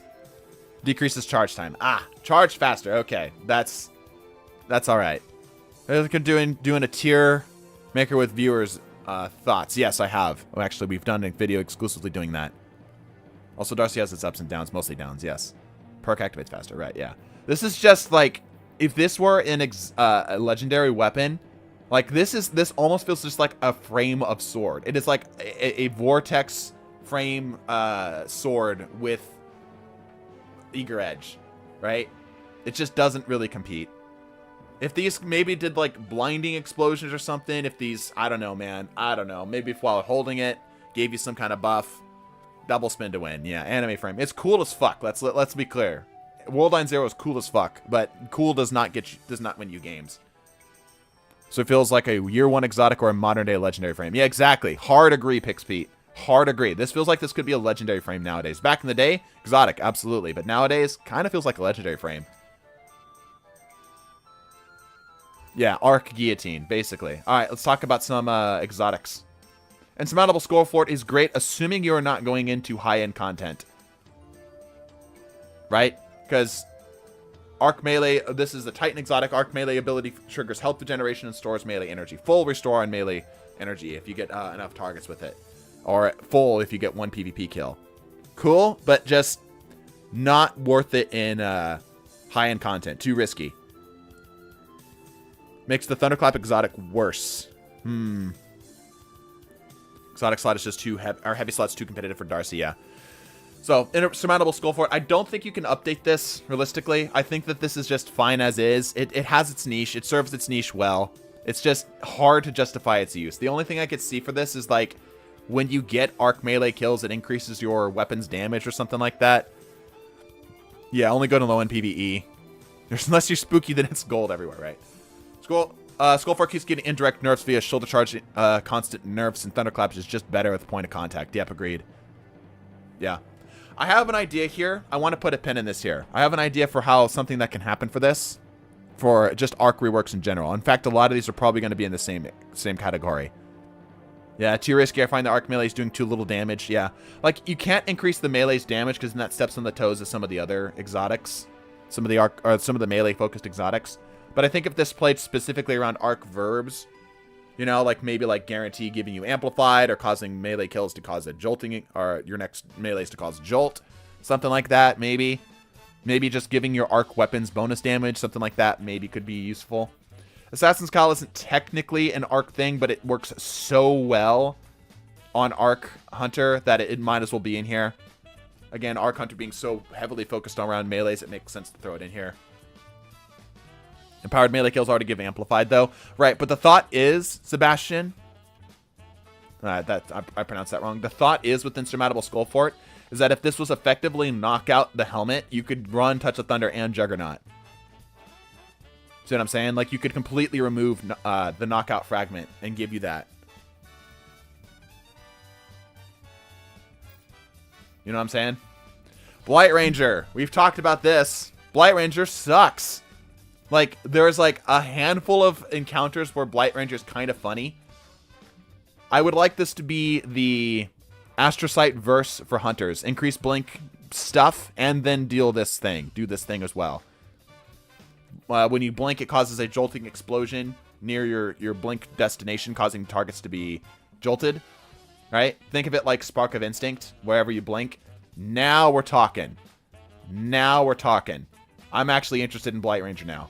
Because this is already like, in certain situations, it's fine. It's fine. But if you gave me some neutral game stuff, specifically to play around Blink, that'd be so cool. Bringing back fragment-based exotics would be awesome. Yeah, I agree. But obviously it's my idea, so of course I agree. Anyway. Moving right along. Crown of Tempest. Probably one of the best just general Arc Warlock exotics in the game here. Allows you to get more abilities back faster. Ability spam being kind of like Arc Warlock's thing. And extending Storm Trance duration to keep it up to make it even better. Cool. What if it blinds over Jolts? Jolt's a little too good to come up from a jump. Why not? Who runs Blink in PvE? You know what I'm saying? Like, let it. Give people a reason to run Blink. Yeah, Crown is great for ability spam. Yep. Arc Hunter good for PvP. It's fine. It's not bad. It's fine. Cool. Fallen Sunstar. This is a weird one for me. Like, I know what they're going for. Ionic Traces you create move faster and grant you additional ability energy. Nearby allies also gain ability energy when you collect Ionic Traces. So, ignore the first part altogether. Focus on the second part, because the first part is just Crown of Tempest minus the super change, right? Fallen Sunstars, the main reason you're probably running this is the nearby allies also gaining ability energy when you collect Ionic Trace. Because otherwise, Crown of Tempest is just like the same idea, but potentially easier. The nearby allies getting energy is the unique part of this. Yeah, use with Delicate Tomb, yeah. Again, I feel like this is fine. This works okay. I don't really have any way to change this. I feel like Fallen Sunstar is in a good spot.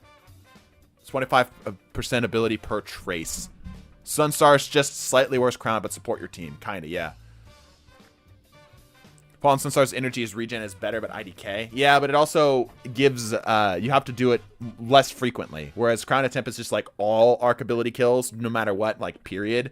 This specifically requires you to get a trace, which does have a cooldown.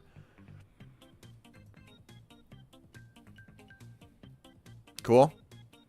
I think Stasis Hunter and Stasis Warlock are in a worse spot than Arc. I disagree with Stasis Warlock. It is one of the best in PvP right now. I know that this probably is not coming from a PvP player's perspective. Stasis Hunter, I kind of agree with. I still think that they're not that bad, though. I low-key like Arc Hunters, though. Oh, yeah. No, Arc Hunters are good. Like, read the orange text at the bottom of the screen there.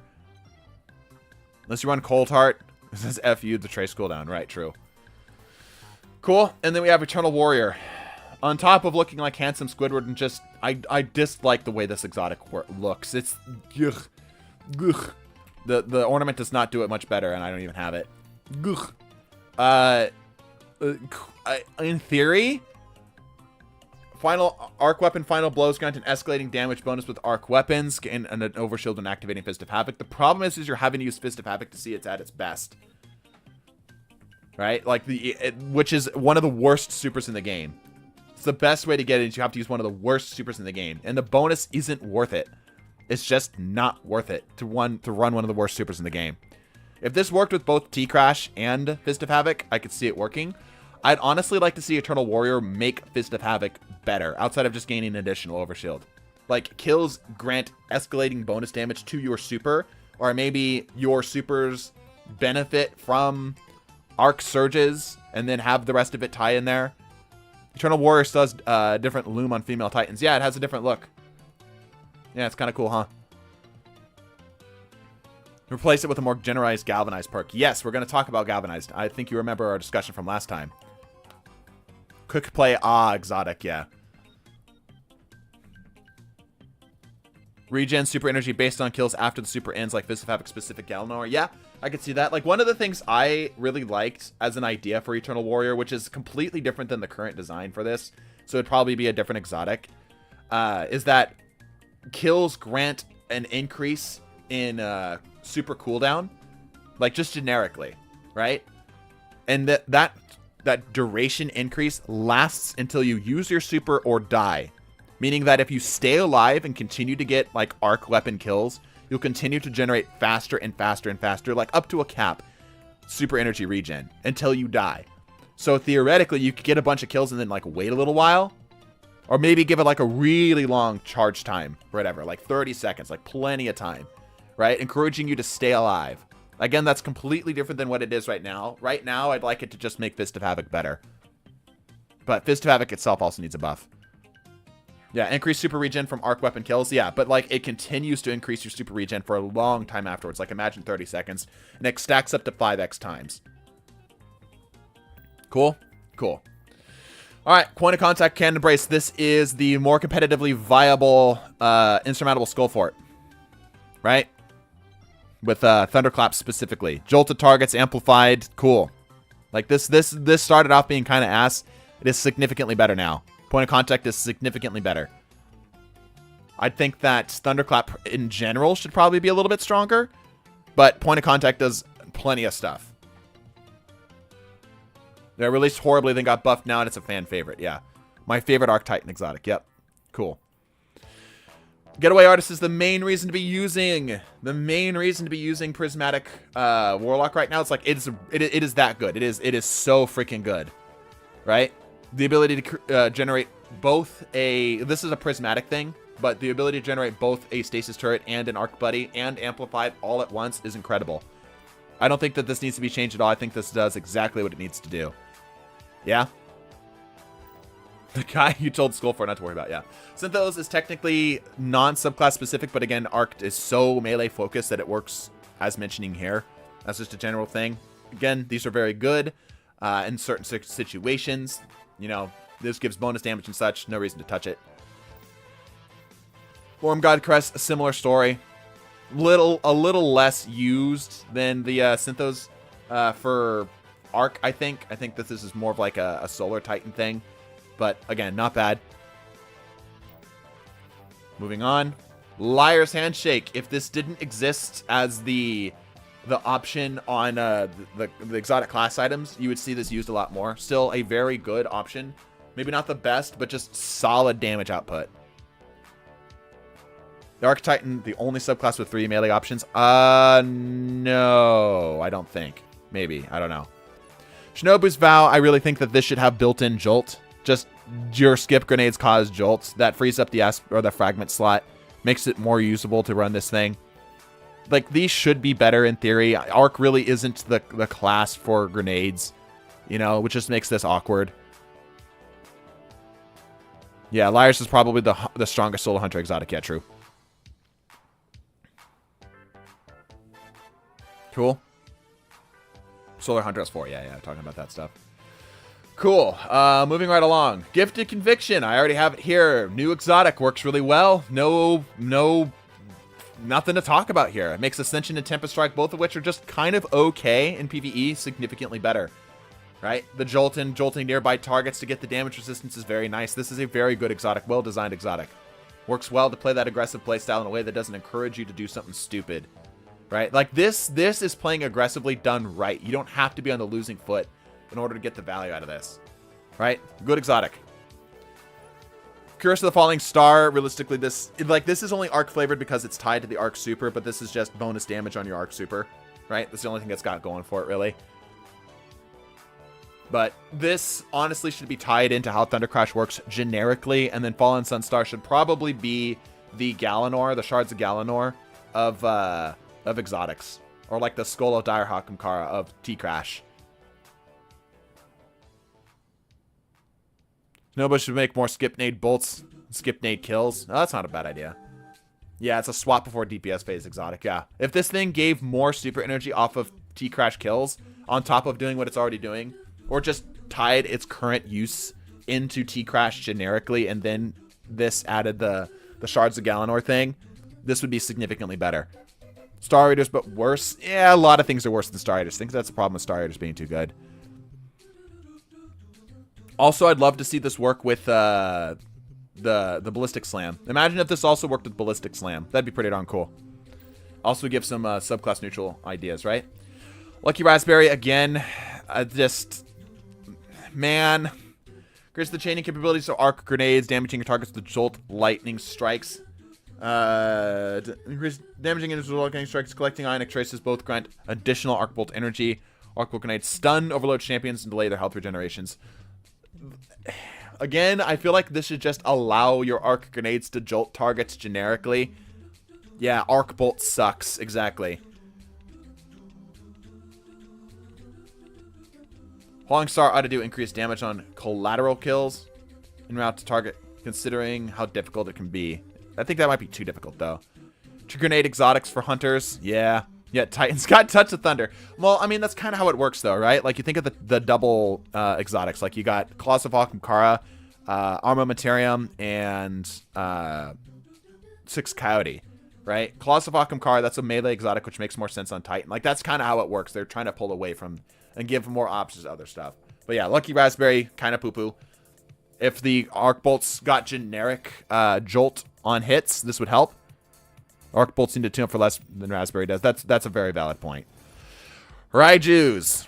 Allows you to deactivate your super early and creates a blinding explosions and gain temporary boosts to arc weapon damage. Arc Staff consumes more energy more slowly when not attacking. This and the Raiden Flux, I think it is, confuse me. Because I don't know why you would want to use this when the idea is to not use your super. This confuses me. Yeah, when do I want to turn off my super early? Exactly. I don't understand this. I don't understand. Like, it looks cool as hell. But I don't understand why you would use this. I have an idea for this. Okay? Keep this in mind. Keep this in mind. Keep Galvanized in mind, okay? We'll come back to this. We're going to come back to this. Raiden Flux is like the better Raijus, which is funny because it's earlier. Quick successive attacks with Arc Staff increase its damage output and duration. That's exactly what it needs to do. Is Arc Staff the best? No, but it's good for just clearing out medium tier ads. Raiden Flux. Use them to get an orb and then popping then disabling. It added not swap right.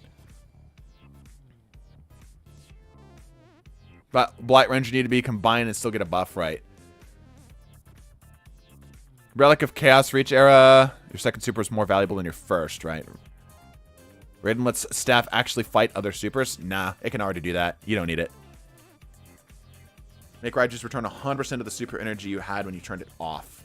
Ooh, that might be a little dangerous. DH staff can one-hit anything pretty much, right? Hey, what's up, Woo-Woo?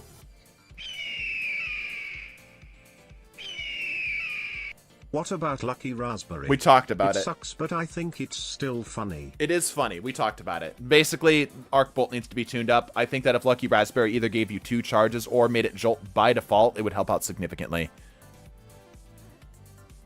Radiant Flex is good for stun locking some bosses and funny as hell. Yeah, I think this is just like the ad clear super. The ad clear exotic. You know?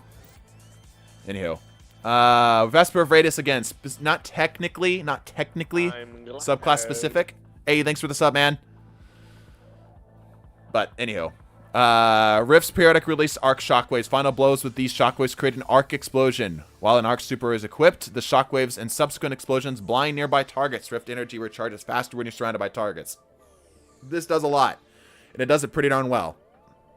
Vesper the Goat, yeah. This is not bad at all.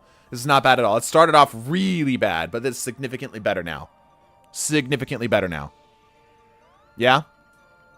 My personal favorite? Yeah, Vesper's gotten a lot better. Vesper's gotten a lot better. And actually makes the Arc Rift into like a proper weapon too. Which is cool. Like this enables a completely different playstyle, which is perfect. I don't think Vesper Radius needs to be touched at all. And also gives some access to blind and stuff too. So, you know, cool. Oh, man. Storm Dancer's Brace. Each target you defeat in Storm Trance increases the damage you deal with and refunds super energy when the Storm Trance ends. It's just like, but the super is bad.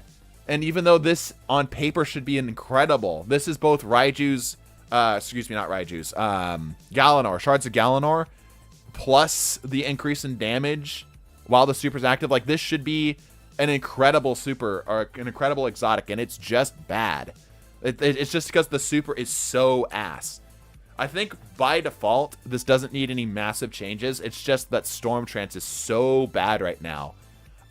In general, I think Storm Trance Brace would be better if it did something like it gave you access to like a nerfed version of Arc Web by default. That would help out. Storm Dancers doesn't do its job well. Buffing Storm Trance makes it viable per default. Buffing Storm Trance is the fix. Yeah, agreed.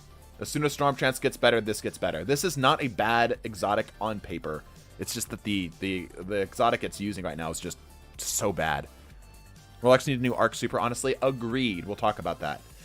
All right, Peregrine Greaves. Again, not technically an Arc-specific one, but it does just so much to make it work well on the melees and such.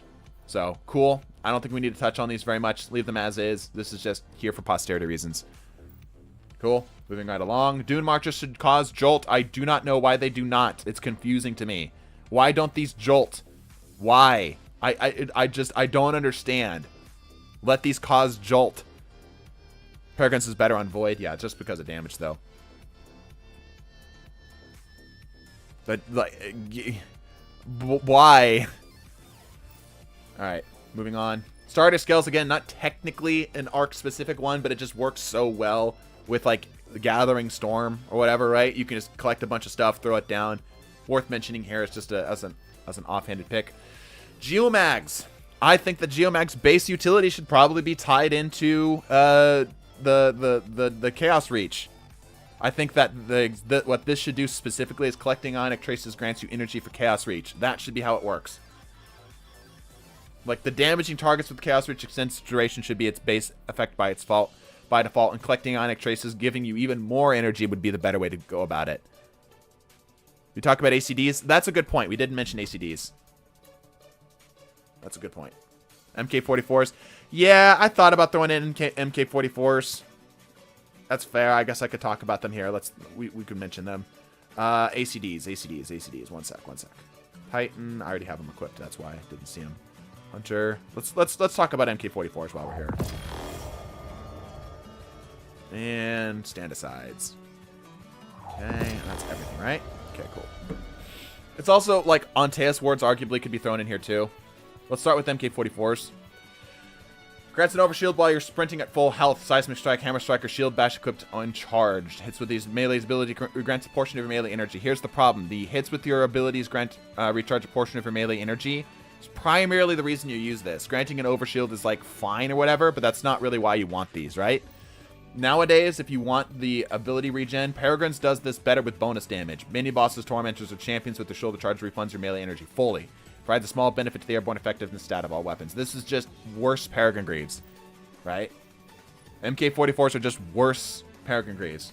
MK is just a safer shoulder charge. Yeah, it's not worth it. It's not worth it. Just so synergize the Juggernaut. It kind of does, but it's just not worth it. Here's an idea. Simple. Sprinting, refunds, melee energy. Period. Sprinting refunds melee energy on top of the stuff that it already does. That way, when you can run around and it allows you to like focus this more on just like lower level stuff, and allows you to get that up a little bit more. Minimum should refund your melee on kills. That's kind of armor or Skull Fort, right? Transversive steps for melee, kinda, yeah. Frosties at home, yes, more like Frosties. Yeah, more like Frosties. You can make because the thing is, because the hits on targets give you half that back. It allows you to, with the sprinting giving it back, it allows you to spam melees significantly faster. Significantly faster. Cool? You like that? Draw out the title to give my 2 cents about the favorite subclass. It needs work and love, lots of love. Yeah, we're going to talk about the subclasses specifically here in just a second. But yeah. Cool? Then MK44 should definitely refund on whiff at least. Yeah, I'd be okay with that too. Like, I think it should be one or the other, right? Like, it either gives you a bump and allows you to continuously use shoulder charge to move around, which would be cool for PvP. Or sprinting gives you melee energy back, which kind of solves both problems. Gemini Jesters, that's not specifically a blind. Yeah, I talked about MK44's refunding on whiffs. But for PvE, that wouldn't be necessary. And for PvP, the sprinting thing would also cover that up. A melee mulligan, yeah. Safety on Titan comes from the melee itself, sure. Cool. All right, and let's lastly talk about ACD zeros. Again, not technically an arc thing, because you can use this on all of them, but it does jolt targets. This is a great exotic. This is, in my opinion, the peak of exotic design right here. Because you have to build into it, but it's so powerful when you do. It's so powerful when you do. All Geomags work like Star Eaters, but with ionic traces. The more you collect, the more damage you're... Ooh, that's kind of fun. I kind of like that. Yeah, I kind of like that. That's kind of interesting. A lot of Titans running around in PvP lately. Yeah, ACDs are so good. And it's insane exotic. Changes how you approach fights, and they create... and they are creative, and they are sexy. Yeah, these are great. Like I said, in my opinion, these are the peak of exotic designs. Yeah? We cool with that? Also the ornament. Yeah, I've got the ornament on right now. Yeah. Peak. Geminis are basically blind in all but name. It's unfortunate that they're not. Yeah. Yeah, we could... You know what? Let's throw those in there. Let's throw those in there. Throw Geminis. Because nobody's really using Geminis in PvE, right?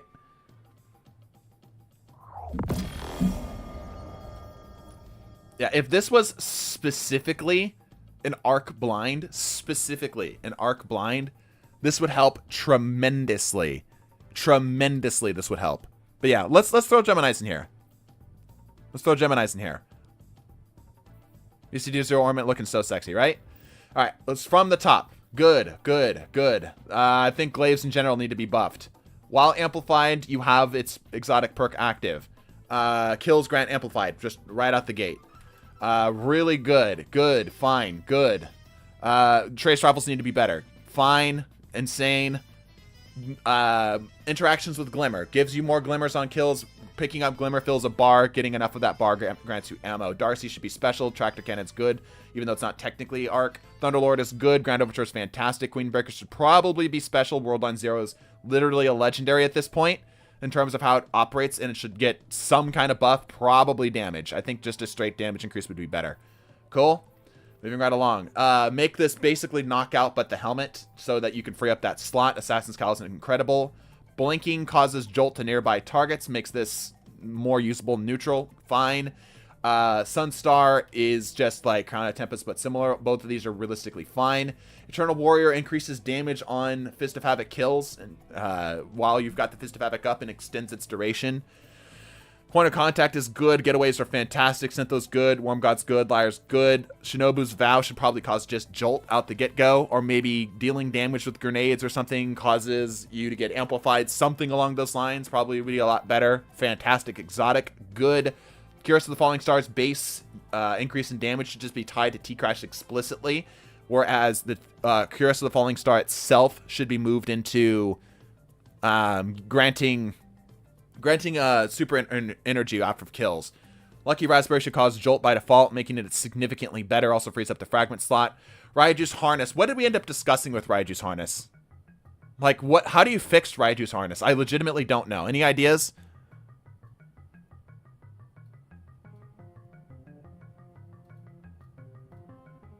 Thoughts? Everyone is stumped too, it looks like. You delete it, right?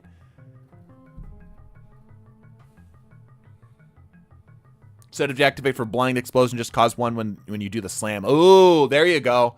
There you go. I like that. Yeah, heavy attacks with Arc Staff cause a blind. That's not bad. That's not bad. Give it a similar buff to Eternal Warrior when you activate the super. Yeah, maybe.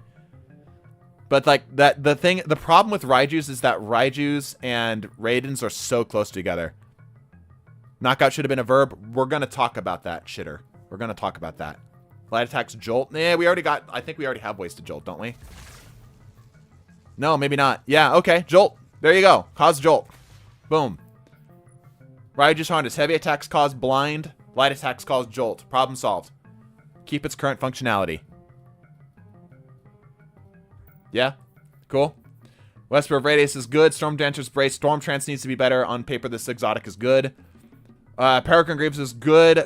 Dune Marchers need to cause Jolt specifically. Star Raiders is worth mentioning here. Geomag Stabilizers, the base extending duration should be tied into just Chaos Reach in general. Increasing regen, even more regen from Ionic Trace pickups would be good, or increasing bonus damage per how many, similar to how Star Raider skills, but specifically for Chaos Reach could be cool too. I think just specifically just making this just grant more super energy than it already does on Ionic Trace pickups would be great. Arc Staff already has Blind Angel. I thought it did. Yeah, I thought it did, but I'm hovering over it here, and it doesn't. Yeah, I thought it did, but it's not saying so here. Unless I'm just stupid. I thought it did too. Am I crazy?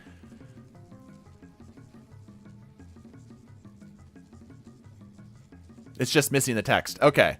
So I'm not crazy. I thought it did.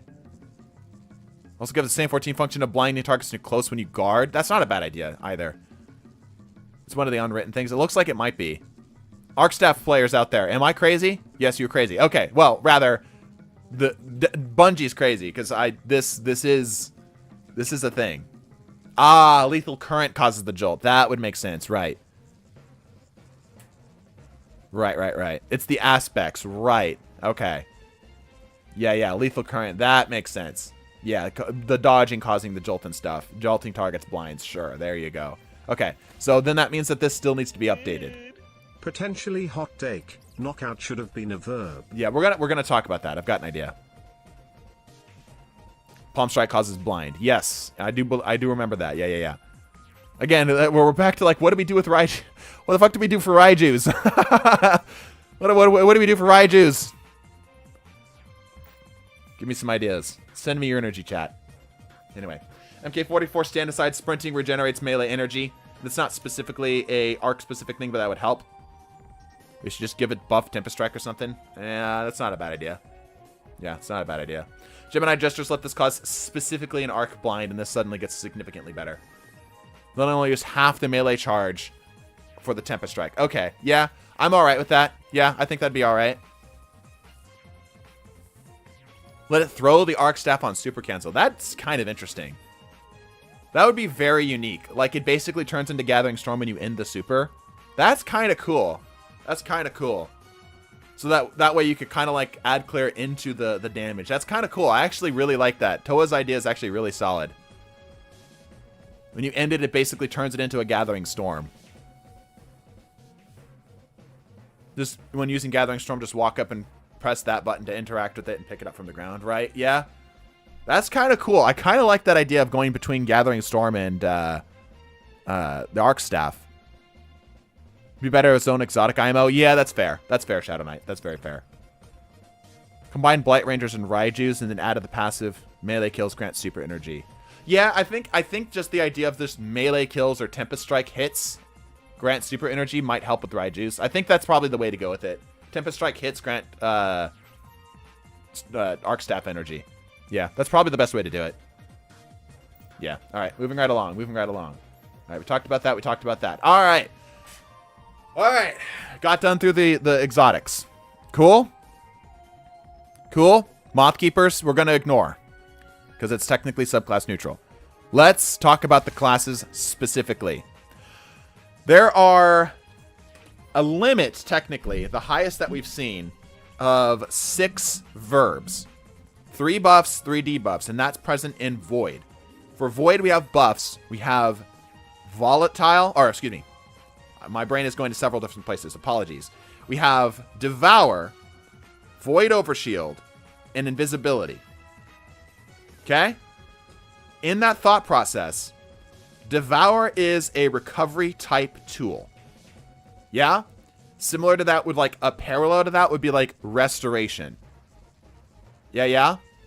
And then you have like the Frost Armor stuff, which kind of operates as a little bit of both. Cool? We have, for talking about Void specifically here, let me hover over Void while we're talking about this. Okay? We have Void Overshield, which is more of a defensive forward thing. It's not necessarily a support thing. It's not necessarily a healing thing. It's more of just like pure defense, right? We don't really have that for Arc, but we're going to get there. Okay? And then lastly, Invisibility, which is a utility forward thing. Okay? Right now, we have a similarity between that and Amplified, which is meant to be sort of like utility focused. Cool? You have like Radiant on Solar, right? So we have, there's commonalities, is what I'm trying to say here. There's commonalities between the buffs. We have like healing type buffs. We have defensive forward type buffs, survivability type buffs, things that don't just grant health directly, right? And then we have utility type buffs. Think like Radiant, Invisibility, Amplified, stuff like that. Yeah, Arc isn't about defense, it's about power and speed, right? Arc only really has 2. It has Amplified. Wait, no. No, it only has 1, doesn't it? Well, Speed Boost doesn't really count. But yeah, it only has 1, right? Yeah, no, it only has 1, which is just Amplified. So it just has utility. There's ways to get health back, but it's not anything specific. I'm not crazy, right? Link's Electrocharge or something. Oh, it does have Ionic Traces. Those are pickups, though. Yeah, that's another thing worth mentioning. It does have pickups. Pickups are kind of like separate from everything. So you've got the Void Breaches. You've got Fire Sprites, Tangles, the Crystal Shatters. What are those things called? You know, the Stasis ones, the Stasis pickups, the Glacial Shards or whatever, right? It's just Amplified. Yeah, okay. Right, so we just have Amplified for buffs on Arc. That's it. Yeah, blind is the other keyword. No, we're going to get to debuffs. We're just talking about buffs right now. It's just Amplified, right? Cool? Amplified and Speed Boost are intrinsically linked to Amplified, so it is its own buff. Yeah, agreed. Right? Speed Boost are technically too. It's a part of the Amplified. Right. You've got the pickups, which are kind of separate. Every class has their pickups, right?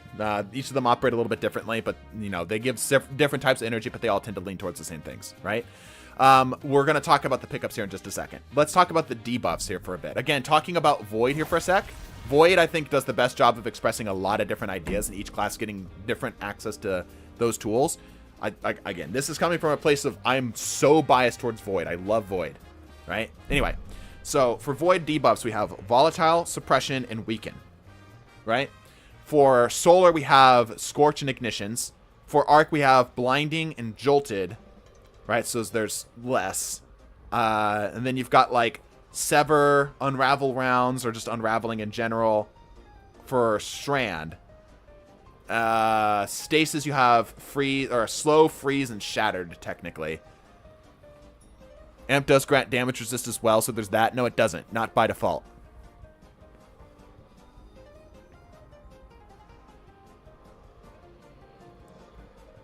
Yeah, it's only with the artifact mods, not intrinsic. Yep. Exactly. Strand also has Suspend. Yeah, good point. So it also has Suspend. Yeah, and then technically the glacial crystals are technically a summonable thing. They're technically considered their own thing too. Suspend is a debuff. Yeah, suspend too. Suspend. And Void has volatile rounds. Volatile rounds is technically like a fragment exclusive buff. It's not really like a buff to the classes in general. That's just volatile, you know, uniquely, right?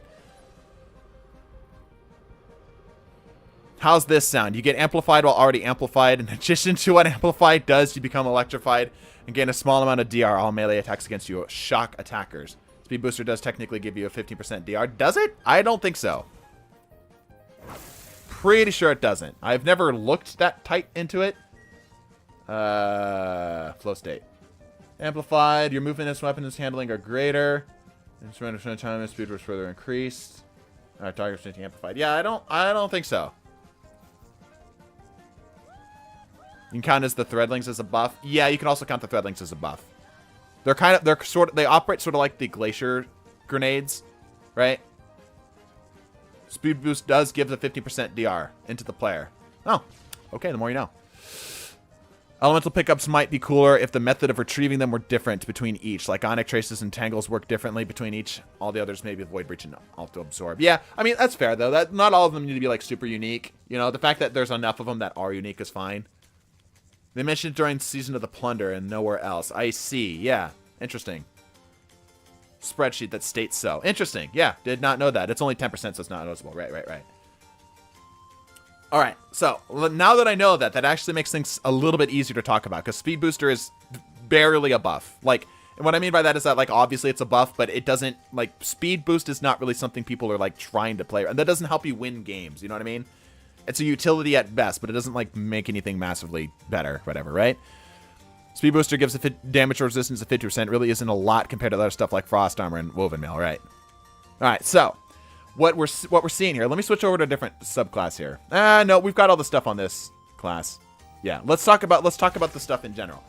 All right, so we technically have two different verbs. We have positive verbs. We have Amplified. We have Speed Boost. Apparently, Speed Boost gives a DR. Cool, I guess.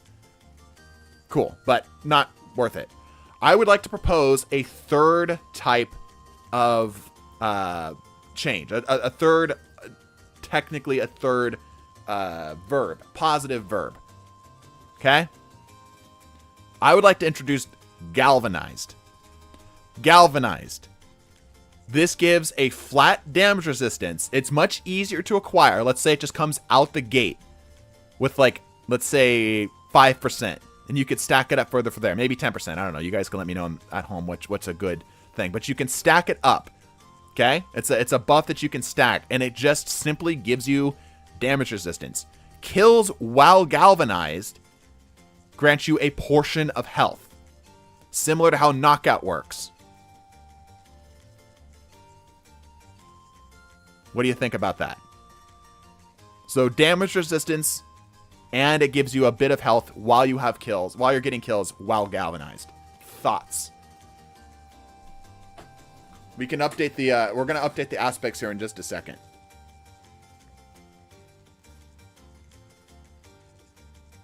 Frost Armor mixed with Devour. Yes, because think about it. There's only so many ways we can mix and match buffs to make them interesting. Right? Because we have Devour, which is chunk healing. We have Restoration, which is continuous healing. And technically, right now, Arc does give small chunk healing, but it doesn't do a whole lot with it. Probably replace Knockout overall if Galvanized were implemented. It would just add to it. Just add to Knockout. I see that 10. Thank you so much, Raven. I'll let Brian read out your message there. We'll respond to it then. Listening to this made me realize that Arc is the only subclass that doesn't have a good health returning effect. Exactly. That's I think one of the main problems is that Arc has a hard time specifically granting healing. Galvanize is good, can rework Knockout to rapidly boost Galvanize and rapid kills. Bingo. We're going to get there. We're going to get there. Adding Galvanize, because Bungie's already playing around with it, right? Bungie's already playing around with Galvanized as an idea. Oh, let's hear. Arc really needs something more for buffs. Yes. Imagine if it leaned even more into utility or power by making amplified grant ability energy on kills and while sprinting at base. That's not a bad idea. We're going to talk about some more ideas to propose here. Steps on the toes with knockout and combination blow. But here's the thing. I prefer something like Banner of War. Like, that's fair. That's fair. You have your specific preferences, right? But this gives some more tools here. Okay? Now, specifically, combination blow, specifically, can give you galvanized. Right? And we can also, I know this is not going to be popular, but combination blow is a little strong. Probably a little too strong. Strand doesn't really have any easy health regen.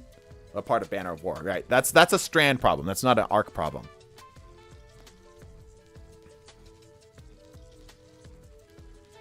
Let me hear your thoughts on combination blow being too strong.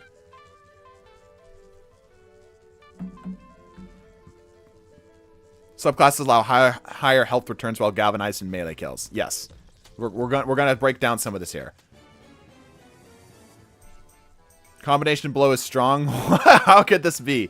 Comparison to other subclasses. A comparison to basically every other melee. Yes. If paired with the right perks, I'd say in general this thing is extremely good.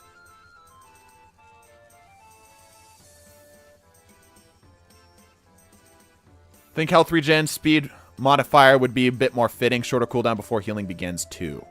Combo blow is a bit strong, but also that's my child, right? Would in combination blow remove the only viable Hunter Arc build? Just or do I just not know the builds? Right. So here's what I'm going to propose. Combination blow, instead of refunding all of your stuff outright, like immediately granting you a full regen on your class ability, it significantly increases its cooldown duration or rate, right? So combination blow doesn't like immediately give you a full charge. It makes it go from like, let's say, what is it at base? Let's say 40 seconds. Let's just round it up, right? Instead of it making it 40 seconds, it rounds it to like, let's say, like 6 seconds. So there's like a slight bit of delay in there. I feel like the trade-offs for combination blow is the fact that it's just a normal melee. No, that's not true though. That's not true because you also get increased melee damage. It does both. Like throwing hammer. Yes, basically the throwing hammer treatment. Right? And I know that's not popular. I get it. I understand. Right? But like combination blow is kind of insane. Delays that can outright kill though. Throwing hammer delay sucks. I agree. But if it also got galvanized, the perk that we were just talking about, like let's reiterate. Galvanized gives you damage resistance, and kills while galvanized give you a bit of health regeneration, which is kind of how this works. Right? Fills class ability energy and restores a small portion of health. They made a mistake of adding on a prison. That's like a separate thing, right? So if you got, basically what I'm saying is you traded out the instant cooldown potential that the combination blow Gambler's Dodge currently grant, but also gives you a slight bit of damage resistance off of those kills. Would that be a valid trade? So you're slightly tankier overall after doing combination blow, but you don't quite get to spam it quite as much.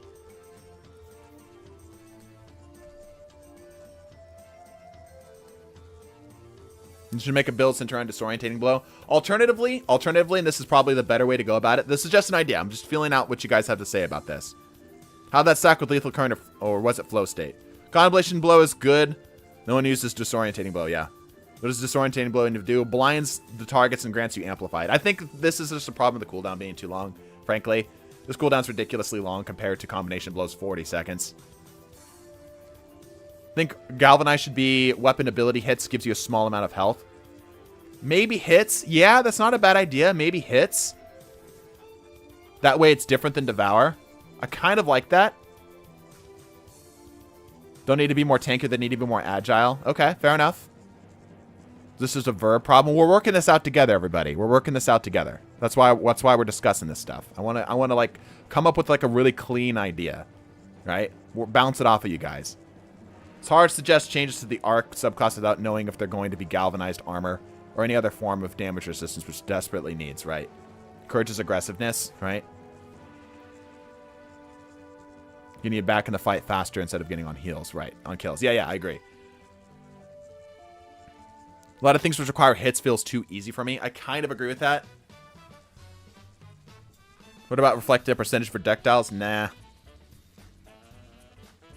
Different on each subclass and different on hits, right?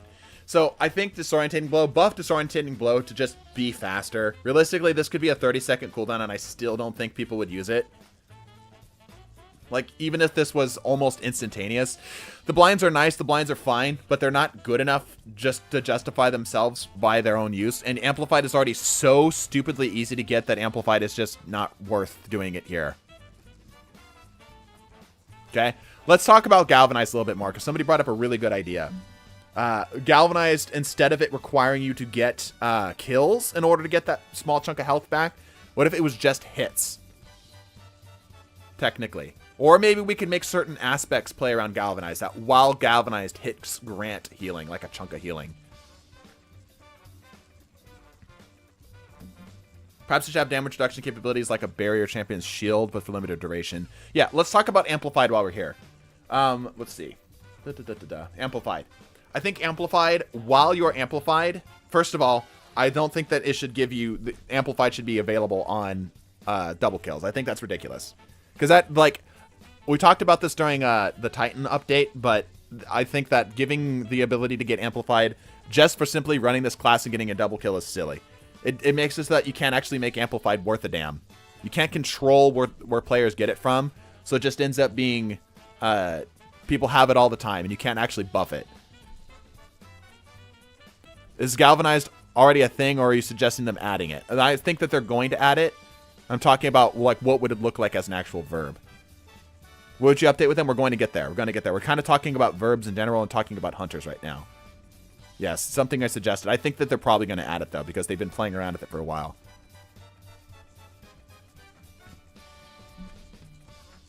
So anyway, I think, first of all, let's update Amplified while we're here. Speed Booster is probably fine as is. Probably remove the speed boost's damage resistance and such, and then tie it in just to being Amplified. Just make basically how it works with Amplified right now. So, Amplified. Specifically, make it so that it doesn't... double kills don't trigger it. You actually have to do something to get it. And then make Amplified, while you're Amplified, you're harder to target. So think of it how, like, the catalyst for Manticore works. While Amplified, you are harder to hit. Targets are less likely to target you, or less likely to be accurate while shooting at you. Galvanized, rapidly defeating arc damage grants Galvanized while Galvanized. Further arc hits heal you, and you become more damage resistant to incoming damage. Yeah, basically, minus the whole arc damage grants Galvanized thing, repeated arc damage thing. How much speed boosters DR? Yeah, it's 15%. Would a harder target work in PvP, though? Nope, it doesn't need to. It's evasiveness. Correct. Exactly. Exactly. Amplified, because like right now, besides Amplified feeding you other stuff on other buffs, Amplified by itself is effectively worthless. Like just the buff by itself is effectively worthless. Sweet, a small bit of increased handling and such. That's nice. But handling is not really something you need in PvE. There could be a play with Stompies and Manticore. Sure, why not? Electrify, damage resist while melee cause an automatic jolt. I think we've got or fragments for something like that. Evasiveness works on Arc Hunter really in flavor. Yeah. And also it makes the Amplified actually worth a damn, right? Because if you're Amplified, it makes it to where like targets are less likely to hit you, so you can actually be aggressive. You can close gaps without them just immediately RKOing you. Hits gain health and enemies miss more often. No, the Amplified is the miss more often thing, right? In other words, make Amplified harder to get and buff it. Now we actually have something worthwhile. Say positive buffs. Here, I'll let Brian read out your message here. I feel like Amplified should help jolt targets far more often. Maybe. It does something like handling right now. It should really increase reloads target. Yeah, that's what flow state does. Oh. You say positive buffs and negative debuffs a lot. Arc is lightning. How about giving polar charges to arc buffs and debuffs? Having a positive charge has an effect on enemies with a negative charge. Oh, interesting. I see what you're saying. So like while Amplified, you deal more damage to jolted targets. That's kind of interesting. That's kind of interesting. Yeah, that's interesting. That's a really interesting thought. Huh. That's actually fire. Yeah, that's actually a really good idea. That's low-key genius. Yeah, that's actually really smart. Was that Alfio? That was Alfio, right? Yeah, that's a pretty good idea. I dig that a lot. Yeah, yeah. Amplified. While amplified, you deal more damage to jolted targets. Right. You know what, though? Here's what I'm going to say. I think that would be better. As an aspect. Like, imagine a Warlock aspect that's like sunken battery or something. I don't know. And then that's what it does. Right? Amplified, I feel like, could have its own separate thing. But if that was an aspect, because here's the thing. The other subclasses need more aspects. Right? The other subclasses need more aspects. So make that, instead of it being the way that Amplified works, which is cool. Or Galvanized. Instead, make that an aspect on Warlock. I think that would be a good place to start with it. But yeah, I really like that idea. That's a really cool idea. You get an arc buff, you deal more damage to arc debuff targets. Exactly, yes. Magnetized battery aspect that does positive and negative charge. Yeah, exactly. Something like that. Yeah, I think that would make better as an aspect. That's a cool idea. It's a really cool idea. We'll talk about that when we get to... I really like that idea. Because that was the one thing I didn't really have answers for. It's like I don't have any ideas for fragments. Or aspects, I mean. The buff disorientating the blow and given an exotic that kills. That spawns kills. Thunderstorm that kills. Good aspect for Warlock. Yeah, yeah. I like that as an aspect. That's a really cool idea for an aspect. All right, anyway. From the top. Let's talk about this here for a little bit. Okay? From the top.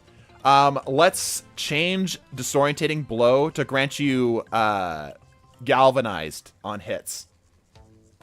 And then grants you a faster regen on your gambler's dodge. Maybe even just make it to where, like, honestly guys, it probably could lose its health regen and probably still be ridiculously good. Have you gone over Titan Supers yet? No, not yet. Have we decided what Galvanize does? Galvanize grants damage resistance while it's active, damaging, and then damaging targets while Galvanize grants a portion of health regen. Think of it like Volatile in terms of how Volatile works, but instead of it being a debuff on a target, it's a buff to you. So after an X amount of point of damage, then it grants you healing. Like a small chunk of healing.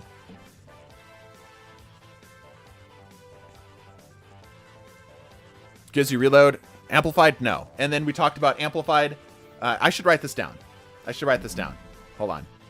Let me put this on a list here somewhere. I don't really have a good spot for this. I wasn't prepared to write some stuff down. Where can I put this? Maybe I'll just put it like on screen. Hold on. I'm a professional streamer. Let me see. I can make my background image work for this. Hold on. Got an idea. Hold on. I'm cooking, chat. Give me a sec. Bring it up to the top. There we go. And now I can put words here. Right about there-ish. Yeah. Now I can put words here. Oh, it's still not quite close enough. There-ish. Yeah. Okay, now let's put some words. Not that one. Not that one. One of these files will be correct. I should really save that one. I should really save that one too. Here we go. This one will work. Oh, bits. 510 bits. For Titan aspect, photonic expulsion, while amplified, rapidly defeating targets with arc abilities or arc weapons has a chance to create an ionic trace. Ionic traces no longer grant ability energy and instead build stacks of photonic expulsion. I like the idea of other classes getting access to ionic traces more easily. I feel like, however, that should be a pretty heavy Warlock thing. I see what you're going for, but I think that ionic traces should specifically be like a really heavy Warlock thing. That was a great video on Prismatic, by the way. I really enjoyed seeing the stream condensed like that. Yeah, people did not like the Prismatic video. They really hated it. They really freaking hated it. It was one of my most disliked videos right now, but that's okay. I'm not here to make everybody happy. All right. Verbs. Verb updates. Here, let me put this on screen here for y'all. Subtitles.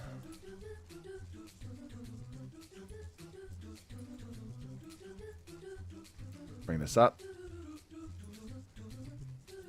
There we go. That looks all right. Is that left justified? Ah, we're going to find out. We're going to find out. No. No. Okay. So, amplified. Remove. Double kills. Granting. Amp. Adding while amped. You are harder to hit. How's that look? Is that justified enough? Ooh. Smaller. There we go. There we go. Okay. There's number 1. Cool. Let's move on to 2. Speed booster, realistically, I like... Speed booster can stay. Man, speed booster's just weird. Speed booster's just weird. Prismatic video is pretty spot on, IMO. Yeah, not a lot of people liked it, though. That's okay. New verb. Galvanized. Take reduced damage per stack. 2x5.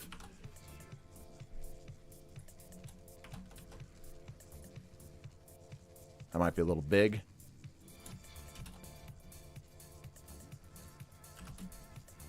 Wow. Galvanized. Dealing damage. Rats. Health. Boom. Here we go. A little too big. There we go. Like that. Like that. It looks good. So, changes to Amplified. Remove double kills. Granting Amplified. Just make it to where you have to use either a fragment or an aspect in order to acquire it. Now, while you're Amplified, you're harder to hit, allowing you to get into deal damage on targets more easily. Adding a new verb, Galvanized. You take reduced damage while you have Galvanized. It stacks up to 5x. While Galvanized, dealing damage occasionally grants health. Think of this like how Volatile works, where you have to deal like a certain amount of damage to targets in order to get that health back. Or kills will also grant it too, but it's as a buff to yourself. Cool, cool. And then we have Jolt, Blind, and we don't have any other debuff verbs for it, do we? Just Jolt and Blind for debuffs, right? Okay, cool. Make the other Hunter abilities grant Galvanized. I think Galvanized should be heavily a Titan thing. Does Arc need another debuff? Not necessarily, but it might be worth considering. Please don't give subclasses passive regen. We already saw how broken Solar became. Take the occasionally out. Well, it's just meant to be like when you get kills. Or like when you get kills or after dealing a certain amount of damage, it grants it. I was just trying to condense it. Is there a confusion buff? That's meant to be blinding. Yeah. Anyway, let's talk about some of the aspects. So, Ascension. It jolts nearby targets and grants you Amplified. I think this is fine. I think this Ascension in general should take only half your class ability rather than the full thing. It's not worth it. It also allows you to do it twice, which is kind of cool. Riot Juice or Storm Dancers could grant it Galvanized. There you go. Healing based on kills is way better than Restoration, where it does it for free. I like that. Galvanized is very much a Titan thing. Yeah, yeah, yeah. I like the idea of DR stacks. I really think they should have done it with the Frost Armor. They do it with Frost Armor. Yeah, it's similar to Frost Armor, but it also grants like healing from being active rather than just simply having it already. I'll just get class ability back fast, so I don't think that's necessary. But like, okay, legitimate question here. Legitimate question. Who here is using Ascension other than the grapple tech? Like, Gifted Convention grapple tech, who actually is using Ascension? Legitimate question.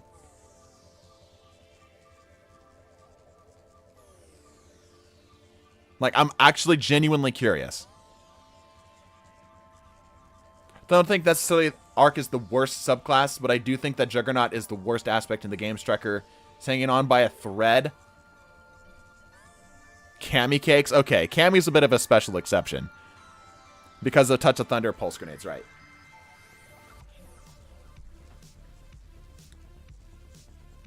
Sentient Radiant Dance Machine. Yeah, but that's like, again, that's like an exotic specific thing, right?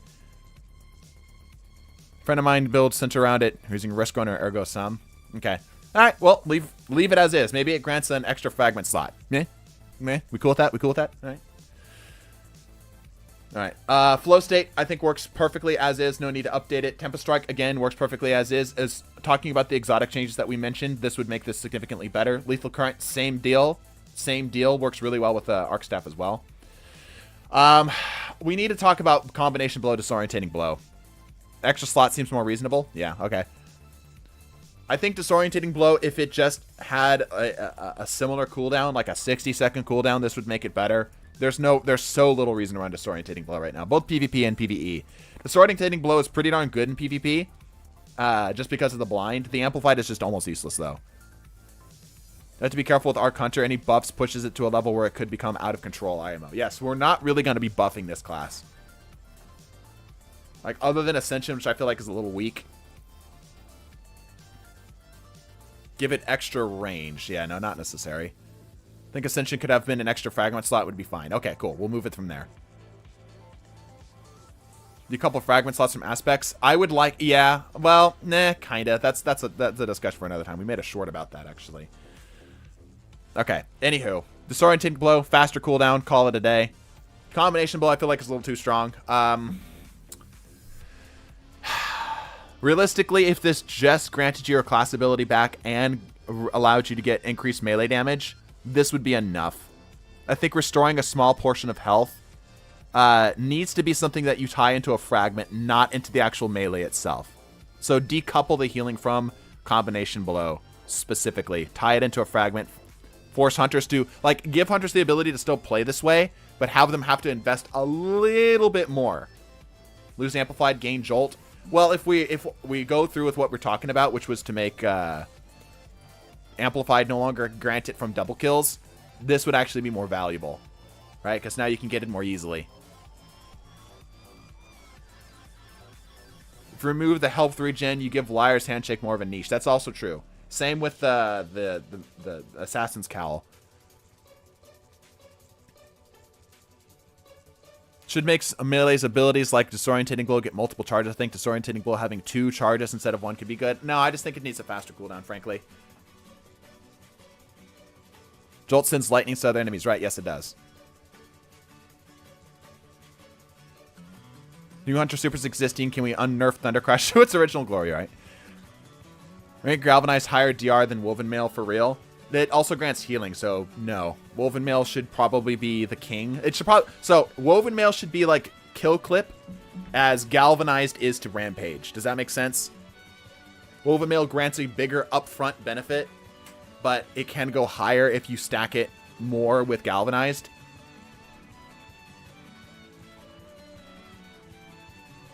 Maybe lower Combination Blow damage increased slightly, but higher stacks cause Jolt. I don't think that's necessary either, because you've got Lethal Current, right, which causes that Jolt. I think the removing the health is going to be the way to go. All right, hear me out. Hear me out, okay? Remove the health from Combination Blow. Tie health into Spark of Frequency. Melee kills grant Galvanized, let's say. No, that's probably too much. That's probably too much for Knockout. Maybe just melee kills grant a small portion of health. Something like that. That way that the hunters can still play around it, but they have to spec into it slightly harder. Slightly harder. I think the usage of Tempest Strike or Ascension should still use the dodge. Tempest Strike should get a buff from its base. Might fix Combo Blow by making gamblers only give back a portion of the melee instead of the whole thing. Yeah, that's a pretty big nerf to hunters across the board, though. And I think that would get more people angry. Even though I kind of agree with you. Yeah. I think that'd make a lot of people upset. Maybe lower the regen it gives. The fragment increases the HP the value it has right now. Ascension needs to trigger Reaper and other classes' ability mods. Agreed. Gambler's Dodge fronting only half melee would piss off so many people. Oh, yeah, it would. There would be riots in the streets, bro. Oh my gosh, there would be riots in the streets. Like, even though I agree. Even though I agree. Or make Gambler's Dodge, like, based off of how many enemies you dodge near.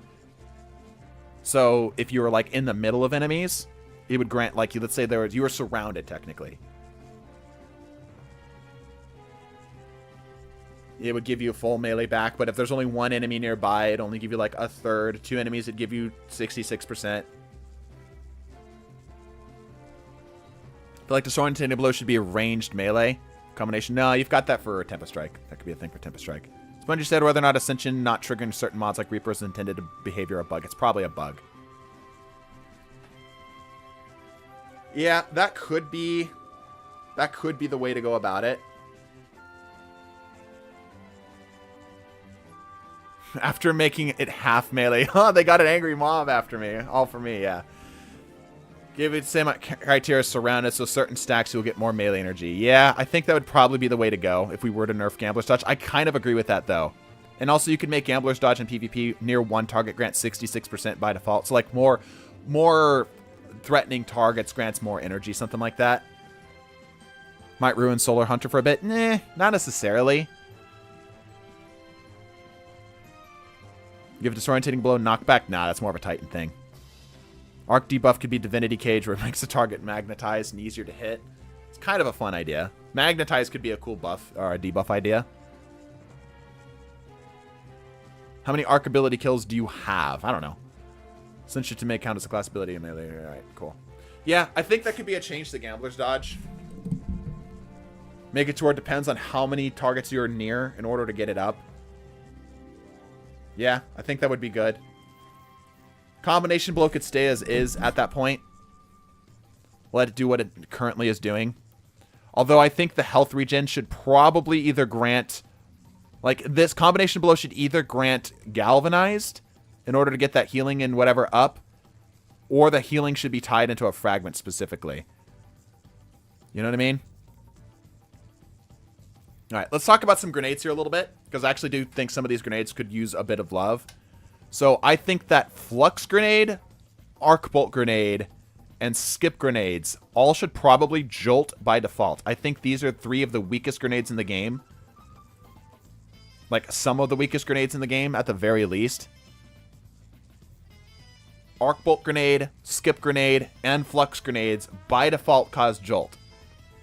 That leaves these damage. These are damage grenades. Yeah, this is the blind grenade, and then these are jolt grenades.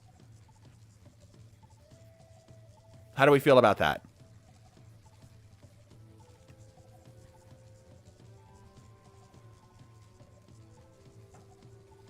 Flux's only purpose would be really funny in PvP. Agreed.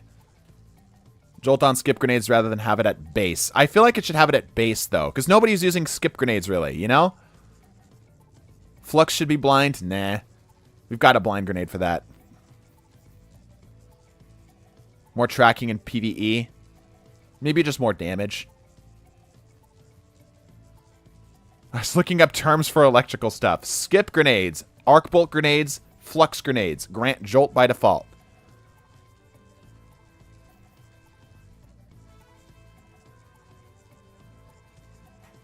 Combo blow without healing exotic like Assassin's Cavaliers or hell even Wormhusk sucks. Disagree.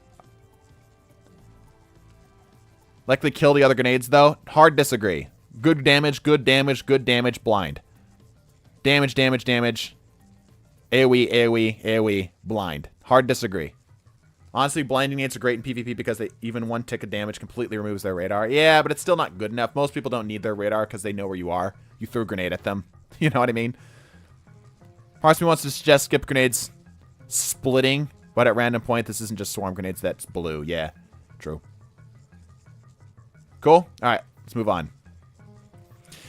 Spark of Haste, while you have greatly reduced... have greatly increased resilience, recovery, and mobility while sprinting. Spark of Haste, grant you have galvanized while sprinting.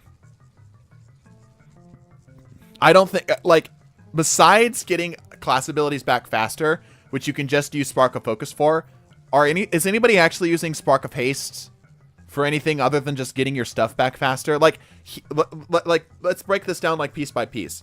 Resilience. At best, you're getting some damage resistance in PvE. Right? Not really helpful in PvP. Recovery is not necessary. You're probably not sprinting around while you're hurt anyway. Mobility. You don't need mobility while sprinting. Like, you get an increase in jump height. Yeah, only in PvP to balance out stats. Yeah, and barely that, too. Galvanize. What is galvanize? Let's bring verb idea. Here, I can break this up a little bit more. It's a little easier to read. Hold up. And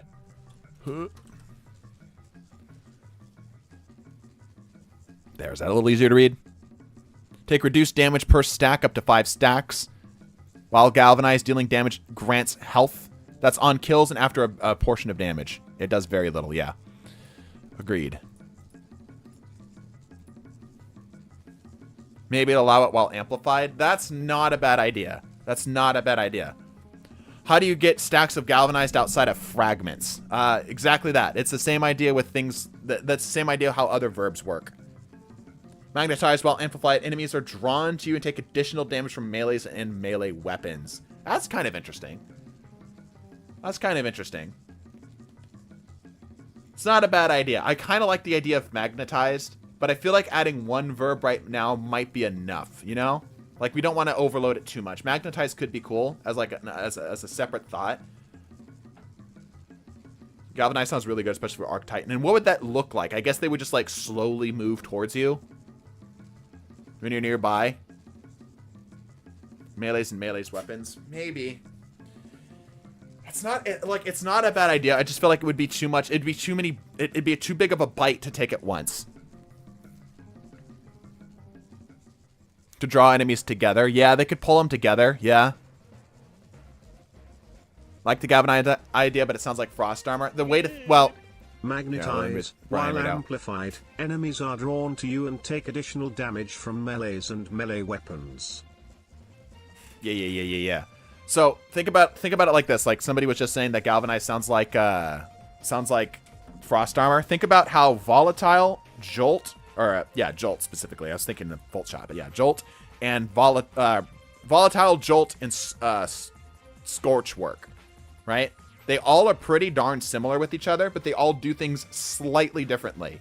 To the point where each of them has like a slightly different texture, right? The same kind of goes for Devour and Restoration, right? Galvanized would be another way of doing that. There's only so many ways you can, give health back or grant damage resistance and such. Right? This would be a very specific way that would operate sort of like how frost armor works, but instead of it being something where you get it when you pick it up, right? It would just be something that you have and it continuously grants benefit while it's active. You see what I'm saying? Think about the opposite of Invis Void. Are you getting attention on enemies? Maybe. I think that would be a little conflictory for the actual build, though. So, I like the idea of magnetized. I feel like it would be too much to throw in at once. Volatile's exchange, explosion, jolt is chaining damage, scorch is fire spreading, right? Anyway, Spark Effaced. While sprinting, you have galvanized. Or maybe just change it to where you have greatly increased resilience, recovery, mobility while sprinting, or amplified. You can even reduce the amount that these grant, because I think these grant 30 for each tier right now. Make it 20. I see Salim's. Thank you for the super chats, by the way. Appreciate the support. Let's keep rolling. Spark of Instinct, while critically wounded, taking damage, emits a burst of damaging arc energy that jolts enemies. This is cool. This will be better with Galvanized being a thing. Frost Armor copies Woven Nail. Devours is like Restoration, but is like Galvanized. Yeah, exactly. Spark of Beacons, while you're amplified, your arc special weapons, heavy weapons create a blinding explosion. This is fine as is. Spark of Resistance. While surrounded by combatants, you are more resistant to incoming damage. Reword. Spark of Resistance. While you're surrounded by combatants, you gain 1 stack of Galvanized.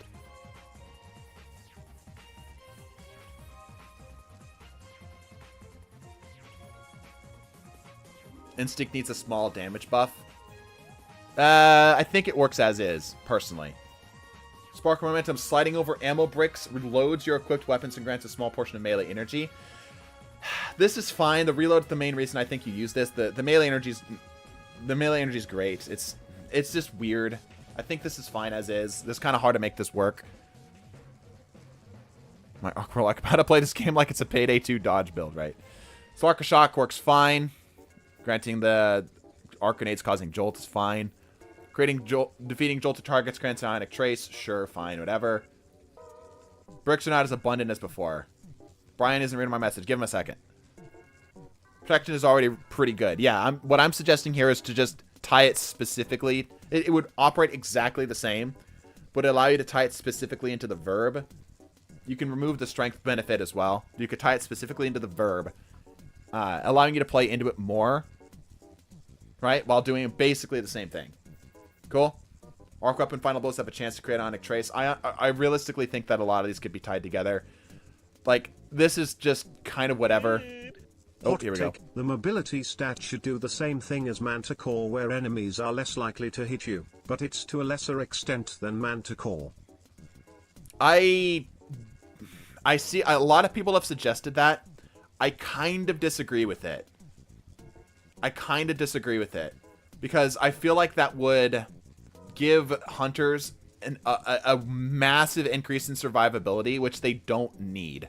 Like, I know where that's coming from, but I don't think that's necessary. The thing we suggested was to increase the reload speed of weapons, which makes it somewhat worthwhile in other classes, and now hunters are a little bit better at dealing damage, which is kind of their thing, right? Hunters are kind of like built typically around like the ability to do stuff with their damage output. Anywho, let's keep going. Sparkle frequency. Melee hits increase your equipped weapon's reload speed and stability for a short duration. Lame. Melee hits, let's just say melee hits grant the reload speed and stability. Melee kills grant a portion of health. Or maybe like melee kills grant galvanized, something like that. My only suggestion because mobility is almost useless in other classes. I know, we've made a short about it actually, talked about it. Sparkle focus after sprinting for a short time and class ability generations increased. Honestly, this is fine.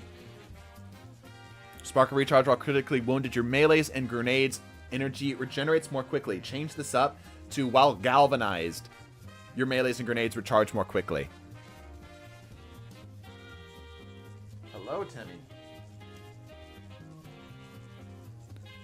Feel like should be a little bit of handling for mobility too, since there's more of a reason to run it in PvP. Mobility is already good in PvP. Timmy, shut up. Shut up. What? Hold on. Why are you screaming? Come here.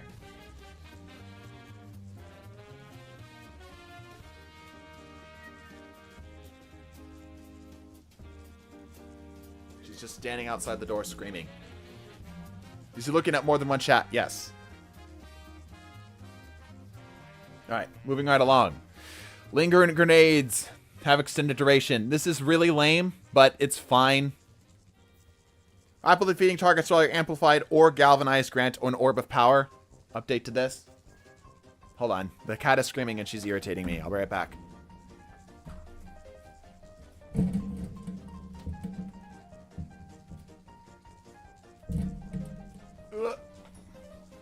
Okay, she has walked away.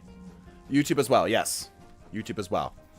Spark or feedback. Taking melee damage briefly increases your outgoing melee damage. I would either like to see this be taking melee damage grants you galvanized, or while galvanized, you deal increased outgoing melee damage. I think probably the latter is a little bit better. While galvanized, you deal increased melee damage would be pretty cool. That allows you to play into that playstyle of galvanized. Right? Finishers make you amplified. Probably is fine. We probably need another fragment in here that gives you galvanized. That could probably be spark of frequency. Right? They really built this run being almost dead, didn't they? Yes, they did. Yes, they did. Spark of Brilliance. Defeating a blinded target with the precision damage creates a blinding explosion. This is really hard to play around. I think that they also made this blinding a target. After you blind a target, you have increased melee or increased weapon reload. Would probably be good too. Another verb idea. My brain is just going with it now. Polarize both positive and negatives. Work with each other. If this has been mentioned before with some capacity, yes. Yeah, Brilliance is kind of useless. Agreed. Fragment damaging jolt to targets creates a discharge or blinding explosion that either does a lot of damage or blinds them. Yeah. We could also make it to where like blinding a target grants galvanized. That could be another thing. Or maybe maybe what we could do. Ooh, wait a minute. Hold up. Ooh, hold on. There's ideas in here. Brilliance would work with arc final blows and has a higher chance to proc and precision kills. Oh, just arc final blows generically. Maybe. Maybe just like, well, no, see, that's the thing. We've got, or is it not this one? Which one is it? Yeah, while you're amplified, arcs, special or heavy weapons, final blows create a blinding explosion. Right? Like, I almost feel like Spark of Brilliance is just useless altogether because you have Spark of Beacons. Jolting galvanizes, blind amplifies. There you go. I like that. I like that. Or maybe the other way around. Jolting amplifies. That way it's, well, yeah, I think that might be too much. I think just simply blinding a target granting galvanized would be perfect. Yeah, I actually think I like that the best. Blinding a target grants galvanized. That way it plays more specifically into the Titan's role, which is what they're going for. Yeah, I like that. I like that. Here, let me write some of these down. So, here, let me... No, I could put it up here. So, Spark of Haste. Haste. Just generically, works the same, plus Amplified grants these as well. Cool? Everybody okay with that? Just be a fragment or just built in? Maybe combining the two? Talking about which one? The fact that you have to get a precision hit on an already blinded target is kind of dumb. Make it so that jolting a bunch of enemies grants a blinding explosion, maybe. Brilliance feels like they needed a set number of fragments and ran out of ideas. Hard agree. Hard agree. Cool. Instinct, fine as is. I think this works fine as is. Beacons, again, kind of fine as is. I think this would be better if this was all weapons in general and it had a cooldown. I think it already has a cooldown. What do you guys feel about that? Brilliance feels like this. Added a new debuff discharge, allows certain abilities that hit jolted targets to cause a thunder strike that blinds the target. Well, that's tying too many things together. Better. That's like too many things at once. Beacons. All weapons. Cooldown. Yeah, it might be a bit too much on its own. Cool. Spark resistance works exactly the same except it grants galvanized.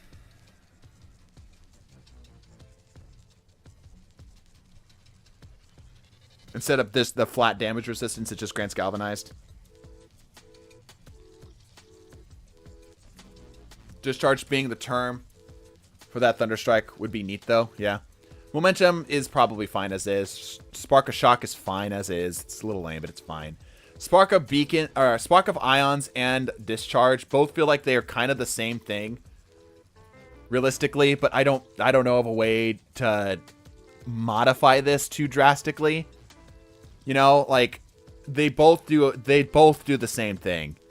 Maybe if we were to combine these two together, this would help, and then we could make Discharge specifically, like, while galvanized weapons have a chance to create ionic traces, whereas this is just jolted targets create ionic traces. Do fragments have a character limit like chat? I mean, kinda. They're trying not to make them too big, right? They don't want them to be too hard to understand. Spark of Discharge. Yeah. Like, I feel like if we pulled... Okay, hold on. Ions. Take. Discharge. And then Discharge. While galvanized. Trace. So while galvanized, you create an ionic trace with Discharge. Would be potentially a better way of going about it. That way there's like two separate sources for it. But this is just generically a little bit better. Making them two sources on one kill. Nice for ability spam. Right. Has Bungie confirmed they're releasing Arc 4.0 with Galvanized? No. But we can kind of infer, right? Because they've been playing around with the idea for long enough. Spark of Frequency. Melee hits, increase the reload speed and stability. Add Spark of Frequency where melee kills, grant healing, a portion of health.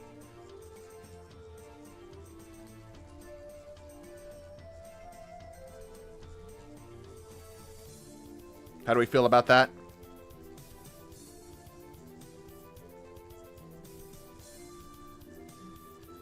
Hunters Amplify, Titans Galvanize, Warlock's Thunderstrike, Warlock's Ionic Trace. That's Warlock's thing, is they get abilities coming back faster. Frequency gives heal and full reload on melee kill. Yeah, I think it's fine where it gives the reload speed specifically. That way it kind of plays more around how Arc just generally feels, you know? That's already the melee thing. Well, we've talked about Combination Blow removing its healing. Because Combination Blow as it stands is a little strong right now. And if it required, like the Hunters could still do it, but with Spark of Frequency, that would help balance it out a little bit more. Where do you get the idea Galvanize from? Is that a tweet or something? Nope, we're inferring. Galvanize the TDT idea. Not even necessarily. Like, look. While you have Arc Prismatic Subclass equipped, incoming damage from combatants is reduced while amplified. It's called Galvanic Armor. It's literally just galvanized. Disjoint, sorry, you're good. Like, we're not even necessarily creating this idea. This is just inferring what we think Bungie's probably going to do. We're looking ahead. Like, this is a thing that already exists. This perk has been around a lot. Yeah, moving it to the subclass is speculation, yeah. I think that Bungie also sees that the Arc classes kind of suck. And I think that this is the next thing they're going to add. Yeah. So, anyway, moving right along. Spark of Sokus, sprinting after a short time grants class ability regeneration. That's fine. Spark of Recharge changes instead of requiring you to be half dead to instead grant you, like, while you're either one of two things.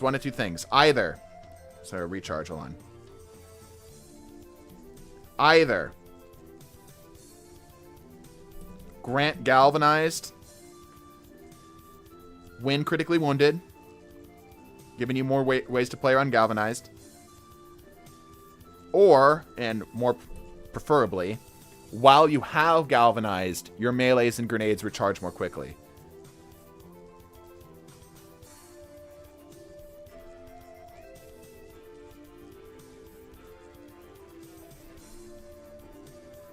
What do you think about that? It only works with red health. Yeah. Aren't artifacts mostly just testing things that could be fragments? Yep. Warlocks get the new polarized change aspect. Yep, we're going to talk about that. Yep, we're going to talk about that. That's a really smart idea, though. Yes. Okay, we cool with that? I think I like the while galvanized, you get your stuff back quicker. That just generally feels more in flavor. Number 2, yeah, agreed. Give energy and regen on galvanized, increase the rate when on red. That's not a bad idea. I think that could be maybe like a frequency thing. Magnitude is boring, but it works. Amplitude is fine. And then feedback. Feedback. Instead of taking melee damage, granting your outgoing melee damage, which is just like, that is so dangerous. Instead, while you have galvanized, you have increased melee damage. This plays so much better for the Arc classes. Feedback. I'm writing these down, by the way. Galv. Grants. Melee damage. Cool. It's Free Liar's Handshake. Yeah, but it's like... It's only one part of it. It's the worst part of it. And it's a fragment slot. Should Risk Runner also get galvanized for its exotic perk? Ooh, there you go. I like that. Yeah. Spark of Bolt's finishers make you amplified. Yeah, I think this is fine as is, especially if we do the change where we talked about making it to where amplified doesn't grant you on double kills anymore. That way amplified can actually be worth a damn, making you harder to hit. Right? Spark of Volts actually has much more of a use now. And then Spark of Brilliance, again, we talked about how this is kind of just poo-poo. Maybe while galvanized, you create blinding explosions. Yeah, we like that. Arc Titan's one of the worst subclasses of the entire game. Hard agree. Amplified, gain 1 class-specific activation. Your abilities recharge faster. Enemies have a harder time hitting you. Galvanized. When activated on every kill, grants 5% DR, stack up to 5, heal up to 25%. Yeah.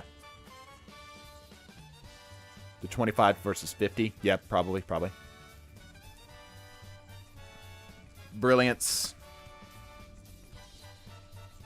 Wild Galv. Cause. Blind. Cool. Off topic, can these new wyverns fucking suck? Yeah. Spark Brilliance and the one special ammo blinding should be combined in some way. I think if Spark of Brilliance was galvanized rewarding, that would be good. Whereas this one can stay as is.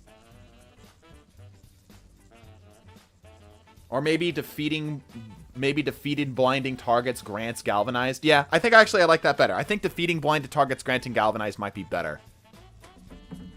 Yeah, I like that better. Yeah. I like that better. Toss this.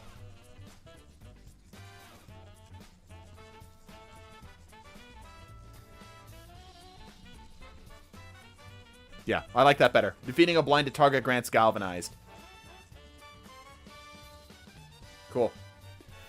Arc Hunter already has 4 aspects. We don't need to mention it here. We already mentioned the melees here.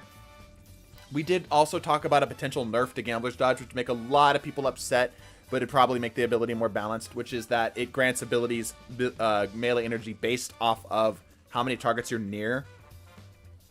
So if you dodge near 1 target, you get 33% back, 2 targets 66%, 3 targets 100%.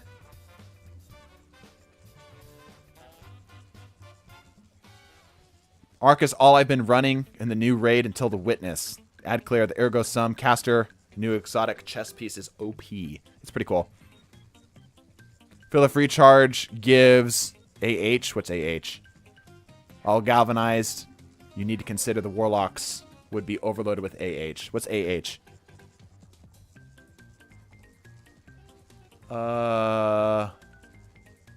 My brain no worky. The new verb gets added, they really need to look into existing exotics to make sure that they could logically use it. Yes, agreed. As a hunter man, I would hate changing it, but it's totally understandable, and I think that would feel better for the long run. Yeah. Sorry, Gamblers nerf. Yeah. Guys, let's be clear. Gamblers is really good. Ability hastes. Oh, gotcha. Make it count to the type of energy. Yeah. So bigger targets would count from full. So if you dodge near a champion or tormentor or something, it gives full energy. Right? There's kind of no gamble in the gamble dodge. You know what I mean? Don't nerf gamblers. Hear me out. Stop. I see. The thing is the vast majority of players wouldn't really notice the change, but it would disallow cheese setups where you could just find this one little guy and get your full melee back off of him. Are we trying to nerf Gambler's Dodge? Punishes the other subclasses that aren't Solar and Arc who have the infinite melee loop.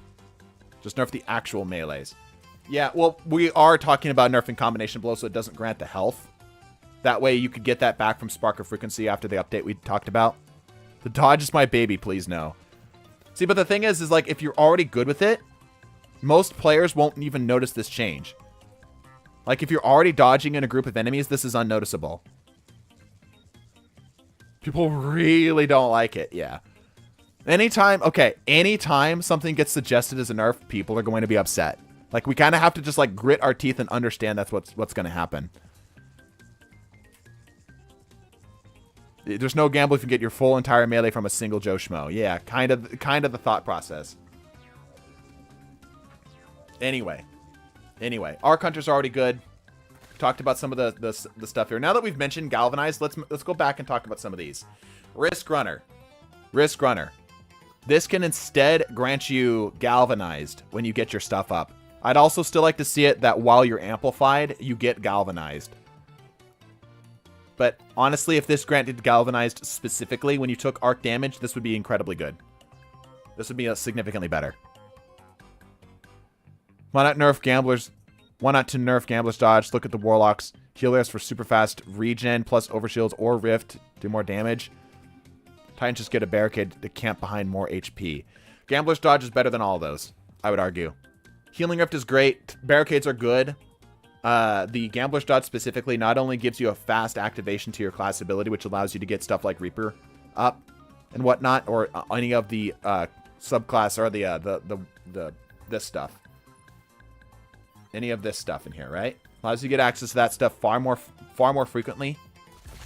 But it also allows you to get your full melee back. Melees are like, this is 2 abilities basically. Gambler's Dodge is 2 abilities in one. I think Warlock Rifts are good, but they're stationary. Titan Barricades are good, but they're stationary. I'd like more options to deal with barricades. I agree with that. Hunter can dodge, doesn't dodge bullets. They absolutely can dodge bullets. You lose tracking on them. Anyway, so Galvanized on this. Amplified Alpha Kills on this. Trinity Goal stays the same. Delicate Tomb stays the same. Ergo Sum stays the same. Fourth Horseman, Cold Heart. Exodus, all this can kind of stay the same, but the Galvanized, specifically on Risk Runner, would be really cool. I've mentioned all this stuff. All this other stuff would probably be fine. We could even update the World Line 0 to grant Galvanized on kills, maybe. That can give some love. Gifted Conviction can instead of granting Resist, explicitly grant Galvanized. So instead of just generic Resist, it's specifically Galvanized, which allows you to get a little bit of health back on top of the bit of damage resistance as well, which makes this feel really cool.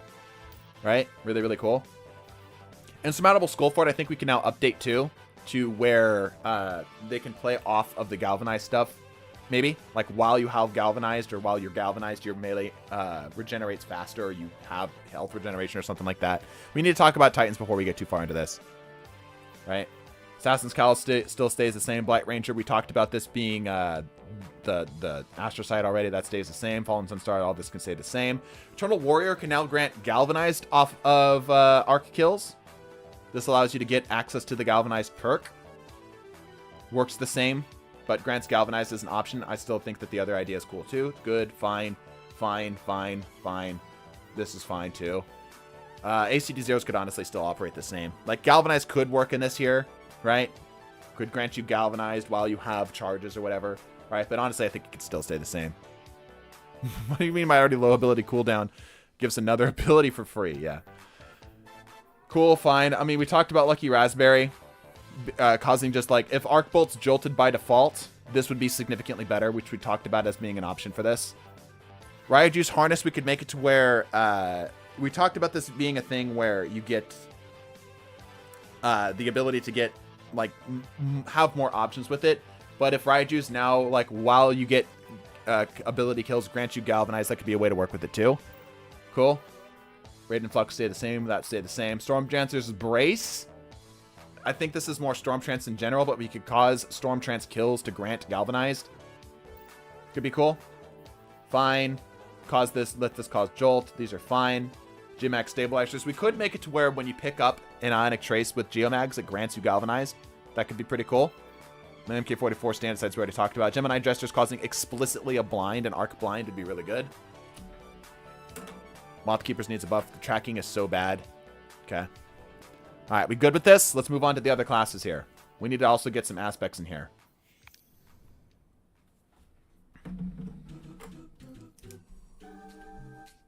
Warlock, please.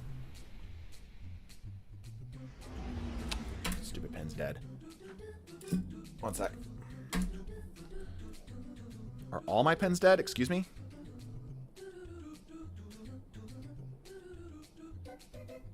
There we go.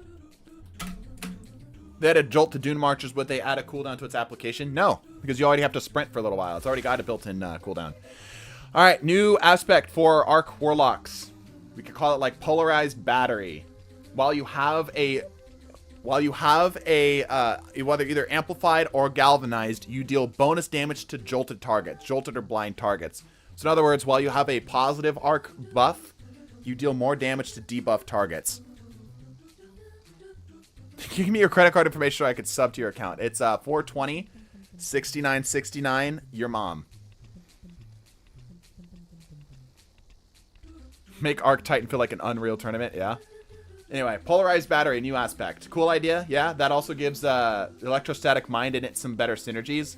Also makes the lightning surge have some really cool things because you could get a bunch of targets jolted or get yourself amplified, slide in and jolt a bunch of targets and deal big damage. Arc sucks. Agreed.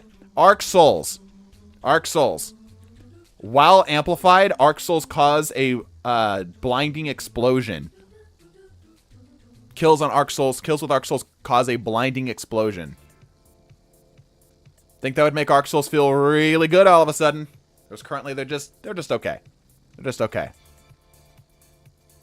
I think that'd be really cool.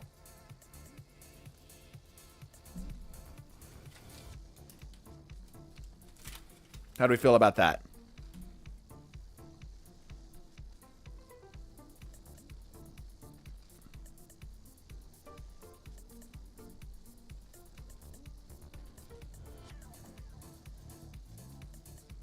Think Arc Warlock should use something for more survivability. With the fragments, they'd be able to do that. Explosive payload Arc Souls, basically. Yeah.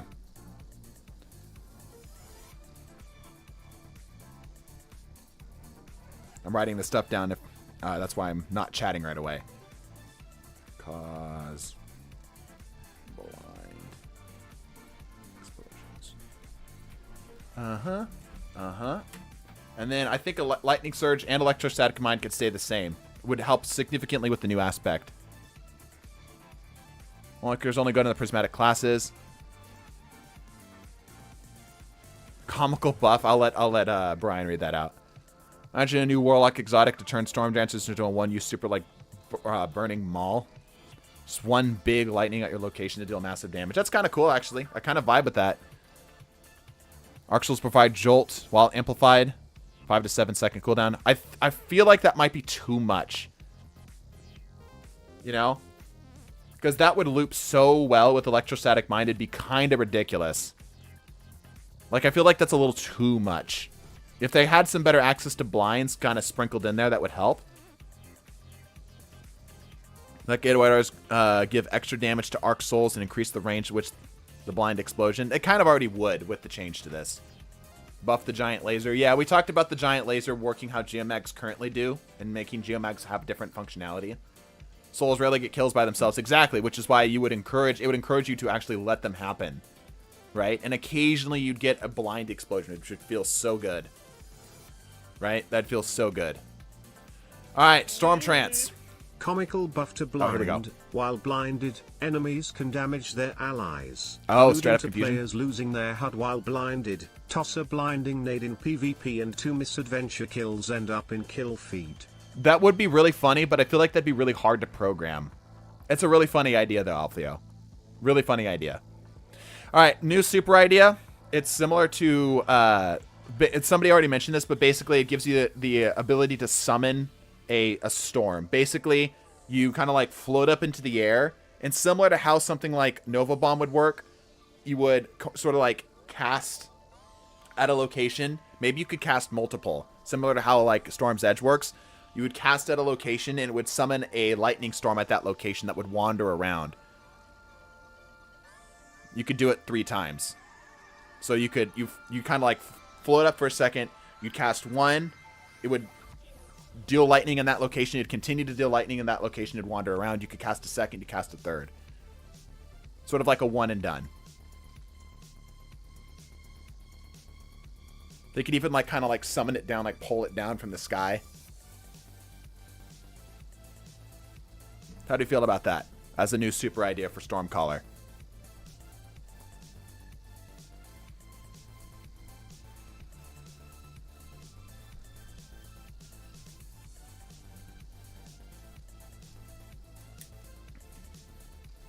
Call it Thunderstrike, yeah. So Power Creep, Silence and Squall. Silence and Squall has its own unique synergies that it works with.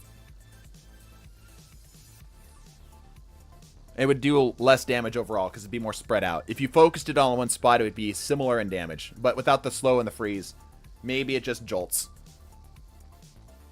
Feel like Thunder Crash doesn't get enough love? We're getting there. Arc Soul blind after kills may be a little too niche since a lot of red bars just die. IMO blind works on bigger targets more effectively But here's the thing you have to think about, right? Like the Arc Soul's causing the blind. If you got a kill near a bigger target, it would blind that target. It would blind the whole group, right? So yes, it kills the red bars, but it would blind the whole group. So if there was a bigger thing in there, that would also get blinded. Your arc weapons jolt on hit while in the super. I feel like that steps on the toes of the solar one a little too much. Like a mini Silence and Squall. Yeah, think of it like a mini Silence and Squall. You could spread it out, or you could focus it down on one target. Yeah, cool.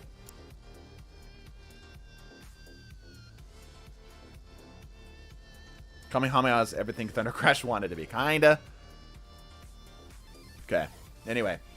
Ball Lightning, I feel like the amplified, while amplified, the bonus damage could be higher, potentially. Chain Lightning's already good as is. But Ball Lightning getting additional damage would be good. And also because you can jolt targets now from some of these grenades by default, this would make the new aspect that we suggested significantly better. Sounds like Storm's Edge without the blink, but it would also linger for a little bit. Ball Lightning should get an extra charge. I kind of don't disagree with that. Yeah, I think that could be cool. Allow you to cast Ball Lightning multiple times. It already has a long-ass cooldown anyway. Yes, it's the worst. Good day. Okay. Cool. Come and say, yeah, it's the worst. Not bad. Void Solar and other stuff is good. Yeah. Ball could blind while amplified. Works with the aspect idea. I think blind should be kind of the Titans thing. Jolts while amplified. It does more strikes, and this is the jolting one. I guess a blind wouldn't be bad, but I feel like that would be a Titan thing, you know? I'm gonna be honest, I've not noticed that your Stickman face says TDT. I watch almost all of your videos. That's alright. What sheer amount activates TTS? I think it's only 500, 300, 500, somewhere around there. Yeah, either double melees or just simply have them deal more damage. And this is a lot better. Cool. All right, while we're here, let's buff Storm Trance. Let's buff Storm Trance. If this just dealt more damage by default, it would be better. The jolting targets is fine or whatever, right? But if this just dealt more damage to targets, it would deal better. Also, if it was a blinding explosion whenever it landed, that would also feel pretty good too, because you could blind targets and then stun them. Ball Lightning, when amplifies, becomes an Arc Soul. That'd be kind of cool. Phoenix Dive, but apply Jolt on health. That would be kind of cool. It could be cool if it was a blink. That'd be kind of dope. Like, imagine Phoenix Dive, but it was just a blink down to the ground. Kind of deal, right? Where it, like, it consumed energy or whatever. Make the blinks not consume energy with Astrocyte. Honestly, it should just not consume energy by default. It's bad. The blink is really bad on this. If it didn't consume energy already, it would be good. Or if they made the blink itself, maybe when you came out of it, caused blind or something. Right now, there's no reason to blink. Outside of you are really trying hard to dodge something. There's no reason to blink. Blink into a superhero and land to jolt nearby targets. Yeah. Even though Arc Soul isn't as good as the other souls, you gotta admit, Arc Soul has the most easy to use soul. Yeah, for sure. With the ball lingered in the target's location for a bit to act like a little Tesla coil. Ooh, that's kind of cool. Oh, that's kind of neat. Yeah. I kind of vibe with that. Ball Lightning sends out... Yeah, I actually really vibe with that. Holy cow. Wait a minute. Evan, you're kind of cooking. Ball Lightning, while amplified, it just becomes this little Tesla coil. That's a really cool idea. I like that. It can jolt targets too, maybe. I don't know. Nah, I think if it just lingered there, it'd be fine. Yeah, I think if it just lingered there, it'd be fine. Ball Lightning. Writing the stuff down. Wow. Amp. Lingers. Like Tesla. Coil. Cool. I like that idea. Phoenix Ivory drinks straight down while amplified. Crash with lightning. Yeah, that could be kind of cool. That could be kind of cool. I can honestly even see it to where it is, instead of it being an airborne thing, it's a grounded thing. Like, okay, imagine this. Call it Flash. Okay? where you kind of do like the empowering rift thing, where you kind of like go, like you slam into the ground, but it does something similar to how the lightning surge does, where it'll actually like surge you forwards or whatever direction you're facing. And then when you emerge from it, it causes like amplified to nearby targets. That could be kind of cool. That could be kind of cool. Don't know if this, yeah, like a flash step, yeah. Don't know if that could work with Warlock specifically. Maybe that's more of a hunter thing.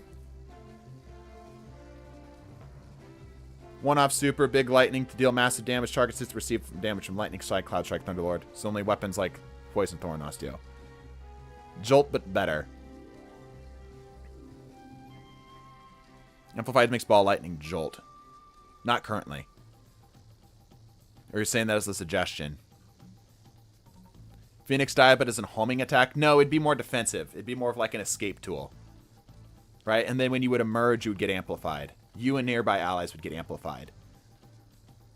Maybe that might be a little bit much, though. Let's not go too far into that. All right? So we've got a new aspect idea for Warlock. Talked about a new super idea. Buffing Storm Trance. Same with Chaos Reach. Let's move on to Titans, which I think potentially need the most love. Arc needs to be more focused in movement. Agreed.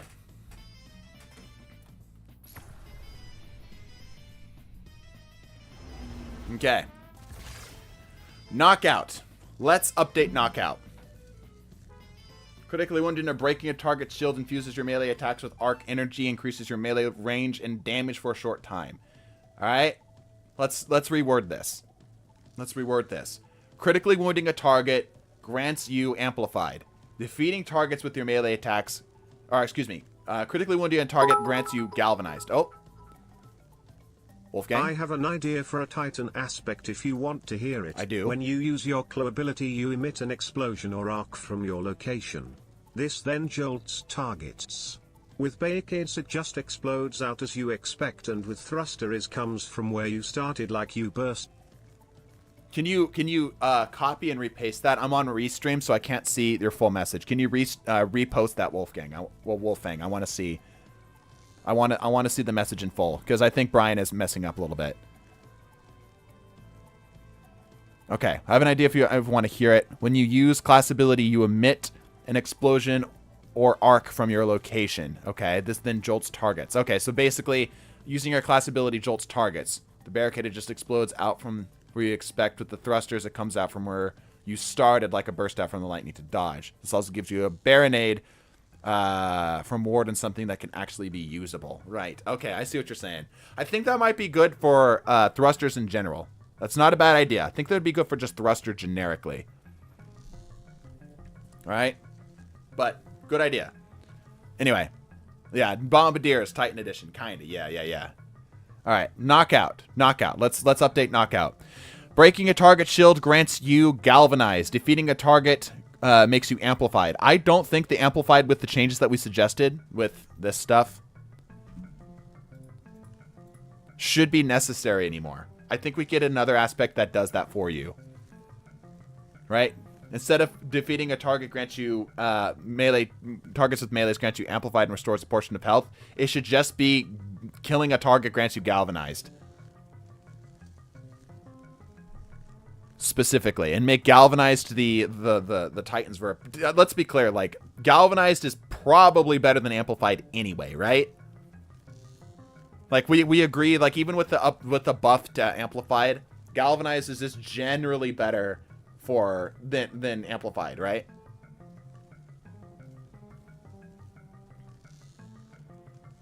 Killing with anything or melee only. So killing with the melee. So basically in this, replace amplified with galvanized.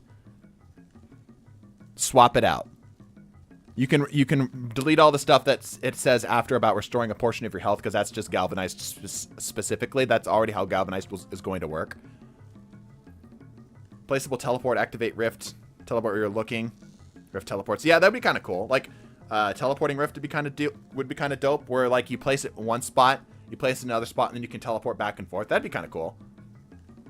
Yeah, that'd be pretty dope. Knockout primarily just needs to last a lot longer to be refreshable. The amount of health returned from knockout is pitiful. Right, but if this also gave you damage resist, like how galvanized we suggested works, right? Suddenly that's really cool. So literally just take knockout, swap out amplified with the word galvanized, and I feel like this is a lot better all of a sudden. Right? Because amplified should probably be the warlocks and the hunters things, whereas galvanized can be the striker titans thing. And galvanized is a lot stronger, I think.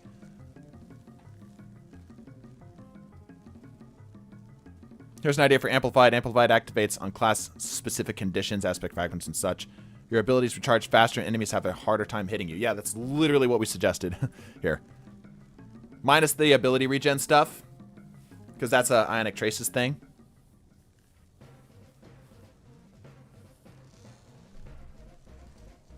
Yeah. Alright, cool. Let's move on. Touch of Thunder is a weird aspect on Titans. Realistically, this should be a Warlock thing, but it's never going to happen, so what can we do instead? Well, I feel like all of these are fine as is. And with the grenades getting potentially stronger with the stuff that we talked about, this could be better.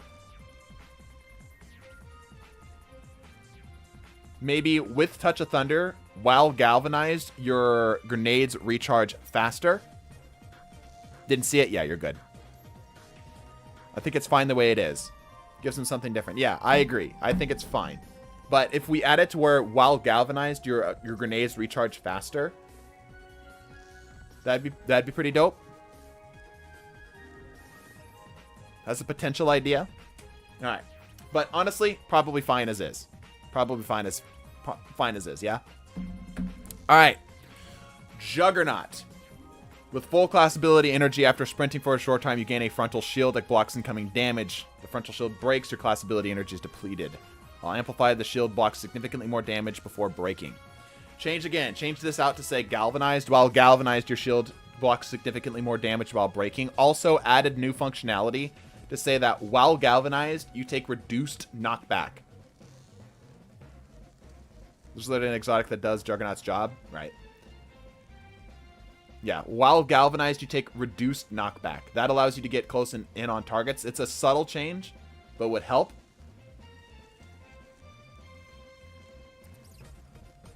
But yeah, I also think that maybe while sprinting you gain galvanized. That's like a super easy way to get galvanized up. MK44 standardized, yeah. Juggernaut needs some love. Kills extend super.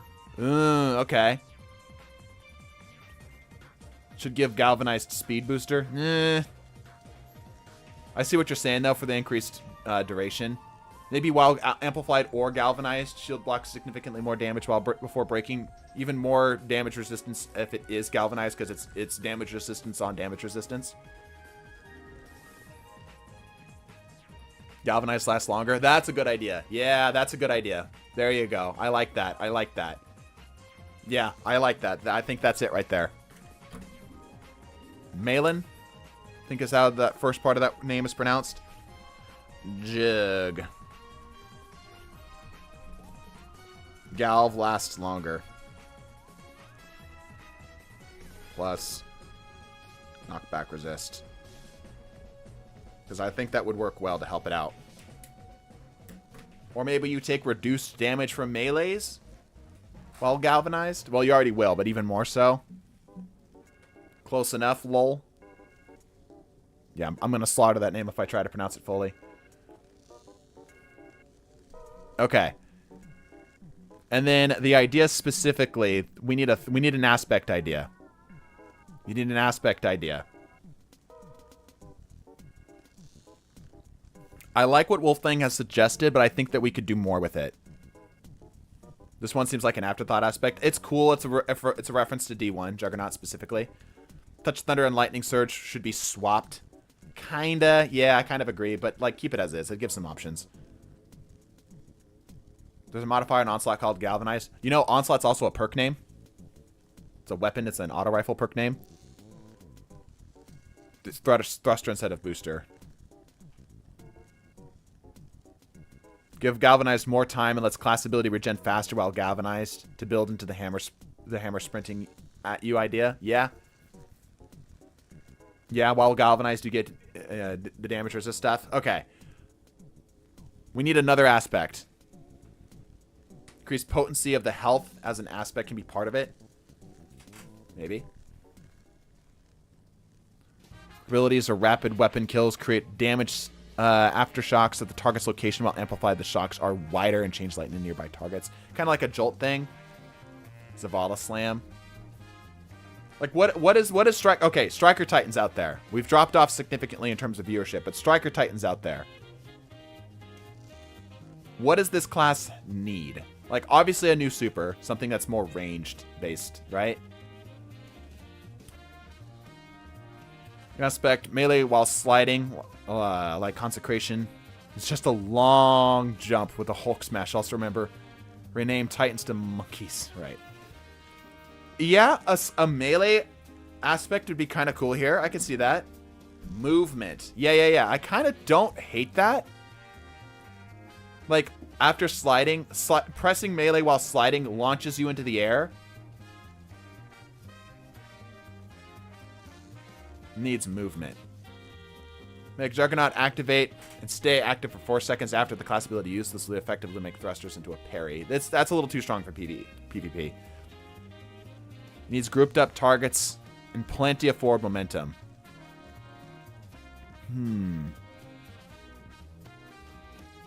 More interactions with Jolt and Blind. Maybe Jolt, maybe Blind. I think with the stuff that we've added to Blind, we could, well... Melee kills drop a charge like Anarchy. Subsequent melee hits chain to that target. Thrusters give amplified. Yeah. Well, let's talk about thrusters real quick. Yeah. Let's talk about thrusters. Thrusters should give amplified when dodging your targets. Or galvanized. Probably amplified, though. That way it has options into the other stuff. Like, into story. Just thrusting near a target grants amplified. Make the new Super B the Hulk Clap. Recharge for more damage and charge at the right timing. It gives you... Yeah. What about that Consecration that one created a blinding explosion on Slam Down? Recharge melee kill. Melee animations are sped up. Powered melee regen is sped up. No, I think that might be too much. I like the idea of playing around the movement, though.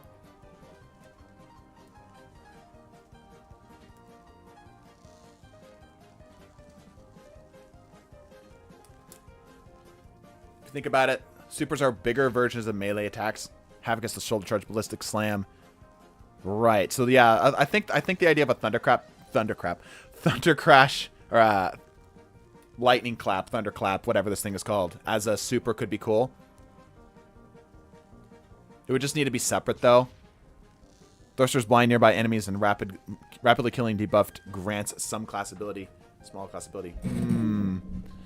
I'm a limit for how much of there is now. Yeah, that's fair. Thundercrap, yes.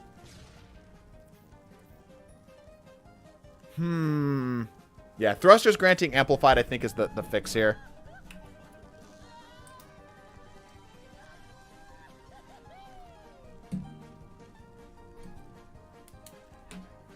Longer flame, but increases your movement speed and gives you infinite thrusters. Not a bad idea. A roaming super kind of idea. Perfectly fine time moving in the middle of a horde. So long as you can keep speed boost going. You just have something that extends speed boost to linger period. Maybe.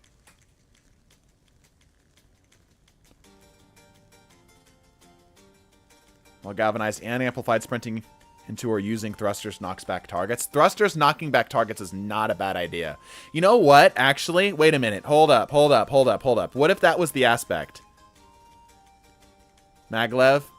Yeah, what if just, like, using your class ability knocked back targets and granted nearby allies galvanized?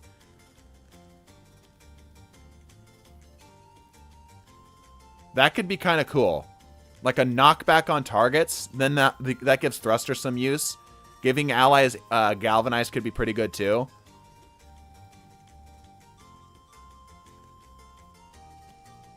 Aspect to be full mobility. And while amplified, it gives a blind pulse. Maybe while amplified for it, yeah. Knockback would be especially handy. Okay, what would we call this? We could roll with, was it Toa's idea? Yeah, Maglev. Sure. Let's just, I'm just gonna write this down as aspect. Class abilities. Knockback. Enemies. Grant Galv. Cool. Let's galvanize. It's a thing we're kind of predicting Bungie to do. This. Second tab. Aspects using your melee creates something similar to the arc conductor thing. Ergo sum, creating roaming area denial.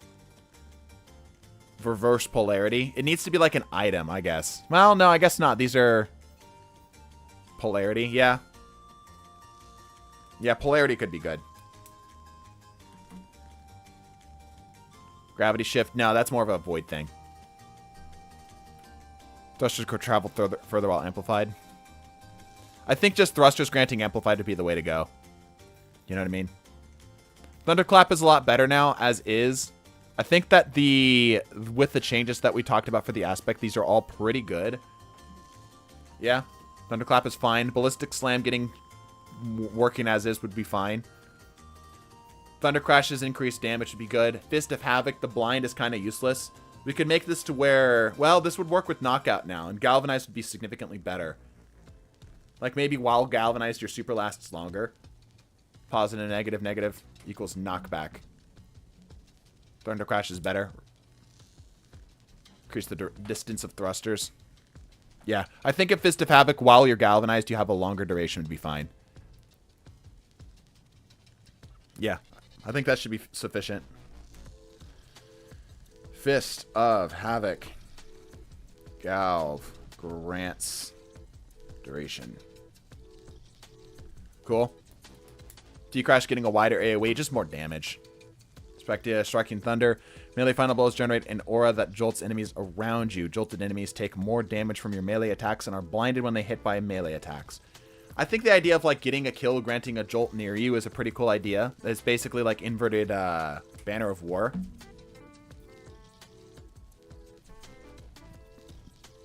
Maybe that could be a super, honestly. Maybe you like clap your fists together. You know? And then you get this AoE, basically like a Banner of War AoE. Allies inside are galvanized. Melee hits have increased damage and jolt targets. That could be kind of cool. Give it a roaming super idea. Kind of like a support super as well. You know what? If it was a super, we could just have it cause blind altogether. What do you think about that? Actually, I kind of dig that idea, because like that would give it some usability outside of just like, that would give it a very unique play style. You know what I'm saying? You know what I'm saying? So basically, similar to the aspect idea that Ralph was suggesting, but it would be a lingering AOE. Move shoulder charge whilst wind. What? Whole enemy team can track your shoulder charge, ready, sprint, take the bell, Titans bungee. What? Making pulses of blinding effects or attacks doing blind. Yeah, like a pulse blind thing could be pretty cool. Yeah, I actually really like that. Just wish Arc Warlock had something more to play with. It's not bad, just a little boring. I think it's pretty bad. Especially considering most our exotics based around the supers, right? Yeah, okay. Super. Banner of War, blind damage. Okay, I like that. I think that gives us enough to work with. Those are a lot of ideas. Chat, I think I'm gonna call it here.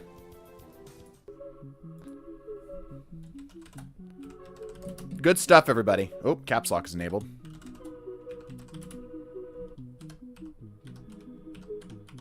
There's a TDT token for everybody. GG's. I'll be making a video about it. Probably be releasing it next week. Might not be as polished because I'm going to be away next week, so I'm going to have to work in advance. But, like all these ideas, very good stuff. Hope you all have a great rest of your day. Bless your faces. Deuces.